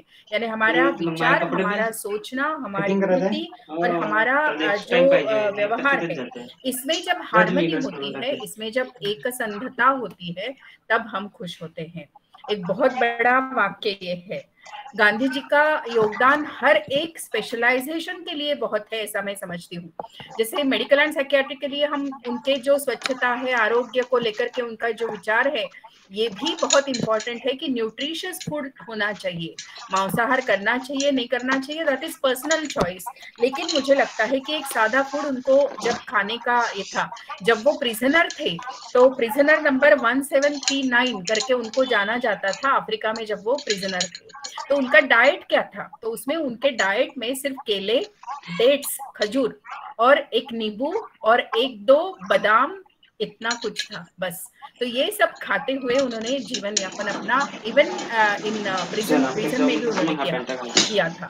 जबकि वो राजकीय प्रिजनर्स जब होते हैं तो उनको अलग तरीके से ट्रीटमेंट मिल सकती है और उनका पूरा माहौल ही अलग होता है उनके लिए। लेकिन जैसे अभी हमने बात की कि साधा रहना, सादी विचारसरणी, सिंपल रहना, सादी विचारसरणी, ये उनका पूरा जीवन भर हम देखते हैं कि एक और उनका मुझे लगता है कि एक यूथ के लिए बहुत मार्गदर्शक चीज हम कह सकते हैं। मार्गदर्शक सिर्फ यूथ के लिए ये ही नहीं है, आज के दिन में जब अर्थ हम डिप्लीट कर रहे हैं अलग अलग संसाधनों को बहुत ज्यादा उनका उपयोग करते हुए, और हमारी पूरी लाइफस्टाइल एक तरह से हम देखते हैं कि भौतिकवादी बनती जा रही है, तो उस वक्त ये कहना जरूरी होगा जो गांधी जी ने कहा है उसको उद्धृत करते हुए कि earth provides enough to satisfy our needs but not enough for our needs. जो है हमारी जो महत्वाकांक्षा है या हमारे जो लोभ, ज्याला मराठीमध्ये म्हणतो आपण, ज्याचा लोभ असतो आपल्याला, त्याला आपल्याला कंट्रोल करत पुढे जावं लागतं, तरच आपण करू शकतो। And again as he used to say that future is future हम बना कब रहे हैं, तो फ्यूचर आज बन रहा है हमारा। ये बहुत इंपॉर्टेंट है और इसको लेकर के आप यदि आगे चलेंगे कि live as if you were to die tomorrow, म्हणजे असं जगा की तुम्ही उद्या मरणार आहात, आणि learn as you were to live forever, म्हणजे काय की तुम्ही उद्या मरणार आहे असं समजून तुम्ही जगा, हे एक म्हणणं आहे। आणि त्याच्यापेक्षा सुद्धा त्यांचं म्हणणं आहे की ज्ञानार्जन करा। To learn should be our motto forever in life. This is what I think we should stop with the takeaway for today's from my side. There are many takeaways from students who have narrated many aspects of Gandhi's life, and those were really interesting. I congratulate all the participants. I congratulate winners particularly. I appreciate that they have taken special efforts and they tried to put the I would say एक जीवन को एक गागर में समाने की कोशिश उन्होंने की। सोशल वर्कर्स के लिए लास्ट वर्ड्स उनके मैं यहाँ पे बोलती हूँ और मैं रुकती हूँ। गांधी जी को जो भजन प्रिय था, वो भजन हमारे लिए एक गाइडिंग थॉट होना चाहिए। वैष्णव जन तो तेणे कहिए, जो पीर पराई जाने रे, एम्पैथी इज अवर मोटो। और ये गांधी जी के लाइफ में ओतप्रोत था, जिनसे प्रभावित होकर बाबा आमटे जैसे लोग निकले और जिन्होंने एक अलग से काम यहाँ पर खड़ा किया, जो थे कुछ जो थे उनके लिए। तो एम्पैथी जो गांधी जी के लाइफ में हमें पूरी पूरी दिखती है, I think that should be our guiding light forever. So मैं कॉन्ग्रेचुलेट फिर से एक बार करती हूँ ऑर्गेनाइजर्स को, स्वर्णिमा वेल डन, और बाकी भी सभी जो है स्टुडंट्स, उन्होंने भी बहुत अच्छे से पार्टिसिपेट किया। दिनेशचं कौतुकच नेहमीप्रमाणे, आजही त्यांनी कम्प्युटर नसताना ही कमान सांभाळली आहे आणि छान सगळं ऑर्गनाइज केलेलं आहे। So once again thanks a lot and congratulations to all who participated, और thanks specially to those who attended the programmes, whether they were participating or not, in spite of it उन्होंने attend किया। उनके लिए मुझे बहुत ज्यादा मन में कृतज्ञता है, उनको बधाई स्पेशली देना चाहूंगी कि उन्होंने गांधी जी के थॉट्स पर विचार करना, उसके लिए कुछ समय आज के अपने जीवन में निकालना, ये उचित समझा। सो ये विचार हमारे लिए एक धरोहर है, उसको लेकर के हम आगे जाएंगे। Gandhi ji is I mean एक दिन में नहीं खत्म होता, ये पूरे लाइफ में नहीं खत्म होता। उनका थॉट का प्रोसेस जो था उसको हम स्वीकारेंगे तो हम थोड़ा थोड़ा कुछ अच्छा करेंगे। सो be happy in the sense, do what you preach, think before you act, और उस पर आप अमल कीजिए, दूसरों के बारे में जानेंगे, और जिनको कोई दुख है ऐसे लोगों के लिए हम काम करेंगे तो हमारा जीवन शायद हम सफल करने के लिए उचित काम होगा। तो आपको फिर से एक बार बधाई लाल बहादुर शास्त्री जी, उनका जिक्र हमको आज करना है क्योंकि 2 अक्टूबर उनके लिए भी संस्मरणीय, उनके लिए भी, उनके कारण भी ये संस्मरणीय दिन था। हमारे पंतप्रधान एक सिंपल लाइफ उन्होंने जिया था और एक एग्जेम्पलरी काम उन्होंने किया था। अपनी गलतियों को एक्सेप्ट करना, स्वीकारना, ये लाल बहादुर शास्त्री जी के एक एक्ट से हमें पता लगता है कि रेलवे मंत्री जो जब कोई एक्सीडेंट होता है तो उन्होंने उसके लिए अपना इस्तीफा दे देना, अपना रेसिग्नेशन देना, ये उनका एक बड़प्पन था। तो इस तरह से बड़े बड़े लोग हैं ये। और मराठी में कहावत है, नेहमीच मी सांगते ही की थोर महात्मे होऊन गेले, चरित्र त्यांचे पहा जरा, आपण त्यांच्या समान व्हावे, हाच सापडे बोध खरा। So I stop my presentation. Over to you, Swarnika. Thanks again. Thank you so much ma'am. आपण आता आपल्या आजच्या कार्यक्रमाच्या शेवटच्या टप्प्याकडे आलोय, तेव्हा मी पटेल मॅडमना विनंती करते की त्यांनी आजच्या कार्यक्रमाचं, आजच्या स्पर्धेचं आभार प्रदर्शन करावं। Ma'am, over to you. Thank you Swarnima. सबसे पहले मैं जो आज की जो वक्तृत्व स्पर्धा थी उसमें जो विजेता है उन सभी को मैं अभिनंदन, उनको कांग्रेचुलेट करना चाहती हूँ। और जिन्होंने पार्टिसिपेट किया उनका भी कौतुक कि उन्होंने आज के इस कंपटीशन में पार्टिसिपेट किया है। हार जीत तो लगी रहती है लेकिन पार्टिसिपेट करना ये बहुत ज्यादा इम्पोर्टेंट होता है। तो राष्ट्रपिता महात्मा गांधी इनके जयंती के उपलक्ष्य में आयोजित आज के इस वक्तृत्व स्पर्धा के कार्यक्रम की अध्यक्षा आदरणीय डॉक्टर स्वाति धर्माधिकारी मैडम, हमारे परीक्षक आदरणीय डॉक्टर दीपक मसराम सर, हमारे दूसरे परीक्षक आदरणीय डॉक्टर शिल्पा पुरानिक मैडम, इस कार्यक्रम के आयोजक डॉक्टर हीरालाल मेश्राम सर, मेरे सभी शिक्षक वृंद जो आज इस कार्यक्रम में हमारे साथ बने हुए हैं, और विद्यार्थी मित्रों। हम जैसे स्वर्णिमा ने कहा है कि हम लोग अभी लास्ट जो पड़ाव है उसके तरफ है, और मैं आभार व्यक्त करना चाहती हूँ सभी का। सबसे पहले मैं हमारी आज की कार्यक्रम की अध्यक्षा डॉक्टर स्वाति धर्माधिकारी मैडम, इनको धन्यवाद देना चाहती हूँ कि उन्होंने हमें इस कार्यक्रम के आयोजन हेतु, मतलब फर्स्ट इसमें हाँ अच्छा ओके घ्या नक्की घ्या, कॉम्पिटिशन मुलांचं पार्टिसिपेशन त्याच्यामध्ये सगळ्यात महत्वाचं आहे। ये जो मैडम के जो वर्ड्स है, जो हमेशा मैडम जो मोटिवेट करते हैं और हमेशा स्टूडेंट्स का इन्वॉल्वमेंट जिनके लिए बहुत ही महत्व का है, ऐसे हमारे आज के कार्यक्रम के अध्यक्षा हमारे महाविद्यालय की प्राचार्य डॉक्टर स्वाति धर्माधिकारी मैडम, जिन्होंने हमें आज के इस कार्यक्रम में मार्गदर्शन भी किया और हमारे विद्यार्थियों को बताया कि हमने किस प्रकार से काम करना है। जिस प्रकार से हमारे पेरेंट्स हमको बचपन में संभालते हैं उसी प्रकार से हमने उनको अभी संभालना है। तो एक उत्तरदायित्व की बात मैडम ने अपने इसमें की। मैडम ने एम्पैथी की बात की कि एम्पैथी जो हमारा मोटो है उसके ऊपर हमने काम करना चाहिए, दूसरों की भावनाओं को समझना चाहिए, उस प्रकार से हमारा काम होना चाहिए।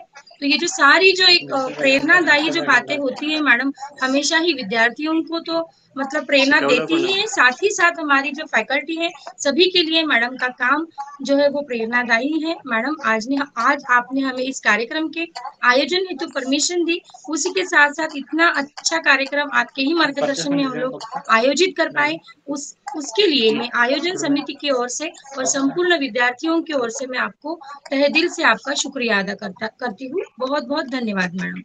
उसके बाद हमारे आज के कार्यक्रम के परीक्षक डॉक्टर दीपक मसराम सर, जो हमारे महाविद्यालय के वरिष्ठ प्राध्यापक हैं, उन्होंने भी हमारे इस इनविटेशन को एक ही इसमें एक्सेप्ट किया। उनको हमें ज्यादा बोलना भी नहीं पड़ा कि उनको ज्यादा रिक्वेस्ट भी नहीं करनी पड़ी। जैसे कि सर का स्वभाव है कि बच्चों के लिए हमेशा तैयार रहना, कभी भी स्टूडेंट्स के लिए सामने आना और स्टूडेंट्स के बारे में सोचना, तो उसी प्रकार उन्होंने हमारे इस इनविटेशन को इमीडिएटली एक्सेप्ट किया और आज हमारे साथ पूरा समय हमारे साथ सर बने रहे और हमारे विद्यार्थियों को गाइडेंस किया, मार्गदर्शन किया। और उन्होंने एक मन की इच्छा व्यक्त की कि विद्यार्थियों ने एक बार तो भी गांधी जी के जो आश्रम है या फिर गुजरात में सिचुएटेड जो आश्रम है या फिर हमारे पास में जो है, हम दूर नहीं जा सकते हैं लेकिन पास में जो सेवाग्राम है वहां पर हमें एक बार तो भी वहां विजिट करनी चाहिए। गांधी जी के सारे गुणों को हम लोग नहीं ले सकते हैं, उनके सभी मूल्यों का हम लोग हमारी जिंदगी में उसको हम अंतर्भाव नहीं कर सकते हैं, लेकिन उसमें उनमें से अगर एक भी चीज को अगर हम हमारे जीवन में ढाल लेते हैं या फिर एक भी तत्व के ऊपर अगर हम चलते हैं तो हमारा भी जीवन सफल हो सकता है। सर, आपका बहुत बहुत धन्यवाद कि आपने हमारे विद्यार्थियों को इतनी अच्छी तरीके से मार्गदर्शन किया, उनको प्रेरणा दी, उनको मोटिवेट किया। आपका एक बार फिर से आयोजन समिति की ओर से मैं आपका तहे दिल से शुक्रिया अदा करती हूँ। उसके बाद हमारी दूसरी परीक्षिका आदरणीय डॉक्टर शिल्पा पुराणिक मैडम भी हमेशा हंसते रहते हैं, विद्यार्थियों को हमेशा मार्गदर्शन करते रहते हैं। आज भी मैडम ने हमें शुरुआती तौर पर विद्यार्थियों को जो शुभेच्छा पर मार्गदर्शन किया और हमेशा मार्गदर्शन वैसे मैडम देते ही रहते हैं। तो उसके लिए और आज के इसमें पूरी भूमिका मैडम ने जो निभाई है एज अ परीक्षक करके, उसके लिए भी मैं मैडम का आयोजक समिति की ओर से तहे दिल से आपका शुक्रिया अदा करती हूँ। उसके बाद जो सहभागी विद्यार्थी जो थे जिन्होंने इस वक्तृत्व स्पर्धा में भाग लिया है, उन विद्यार्थियों का भी मैं अभिनंदन करती हूँ कि उन्होंने भाग लिया। नंबर आए ना आए ये बात नहीं है, लेकिन सहभाग लेना, भाग हर एक कंपटीशन में अपना योगदान देना ये बहुत इम्पोर्टेंट होता है। वैसे हमारे विद्यार्थी हर एक इसमें ही एक्टिवली पार्टिसिपेट करते ही है, चाहे वो ऑफलाइन कंपटीशन हो या ऑनलाइन कंपटीशन हो।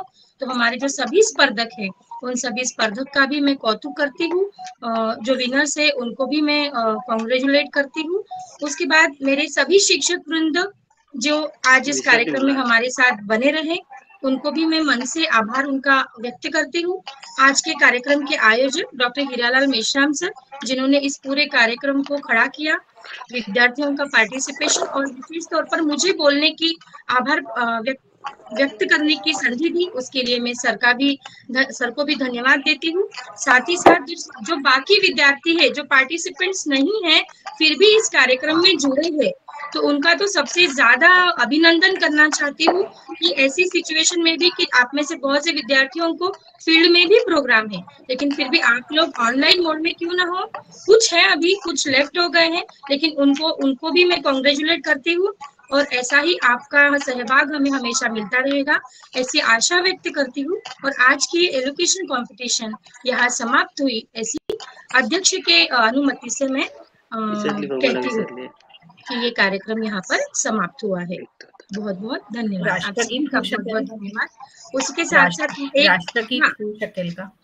हो मैडम, उसी के साथ साथ आज का कार्यक्रम जिन्होंने कंपेयर किया, स्वर्णिमा कमलवार, और जिन्होंने हमें टेक्निकल सपोर्ट किया, हमारे दिनेश, जो हमेशा ही प्रोग्राम को अच्छे से किस प्रकार से हो सके उसके लिए हमेशा तत्पर रहते हैं।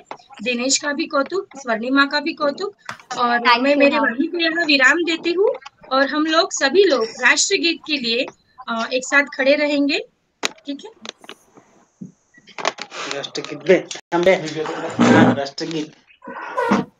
एक साथ राष्ट्रगीत शुरू करेंगे, शुरू कर। जनगण मन अधिनायक जय हे भारत भाग्य विधाता, पंजाब सिंध गुजरात मराठा द्राविड़ उत्कल बंग, विंध्य हिमाचल यमुना गंगा उत्कल जलधि तरंग, तव शुभ नाम तव शुभ आशिष मागे, तव जय गाथा, जनगण मंगल नायक जय हे भारत भाग्य विधाता, जय हे जय हे जय हे, जय जय जय जय हे, भारत माता की जय जय। हाँ, स्वर्णिमा, ये जन्मदिन के उपलक्ष्य में अभी ऑनलाइन स्वीट डिस्ट्रीब्यूट किया जाएगा। केक वगैरे कापायचंय का काय? स्वर्णिमा, तुला वाढदिवसाच्या खूप खूप शुभेच्छा। माझा वाढदिवस नाहीये, माझा जून महिन्यात असतो। आता मजराम सरांनी म्हटलं ना, नाही गांधी जयंती निमित्त दोन जण। ओके ओके ओके ओके, अरे हो, स्वर्णिमाचं नाही आहे. Thank you madam, thank you so much. नाही, माझा नाहीये. माझा अच्छा, जून अच्छा. मध्ये माझा झाला. करून घेऊ आपण, काही प्रॉब्लेम नाही. अरे सगळेजण स्क्रीनशॉट तर घ्या एक ऑन करून. जितके लोक आहेत स्क्रीनशॉट घ्या, स्क्रीनशॉट. अरे नुसते 9 लोक बाकी राहिलेत आता. हरकत. अच्छा, मग नाही दिसणार चांगलं का तो shot? Participants, number of participants नको दिसायला, नुसतंच घ्या. आधीच घ्यायला पाहिजे तसा. Right, good. कल्याणी नाही. Thank you ma'am, thank you sir. Thank you. Thank you. Bye.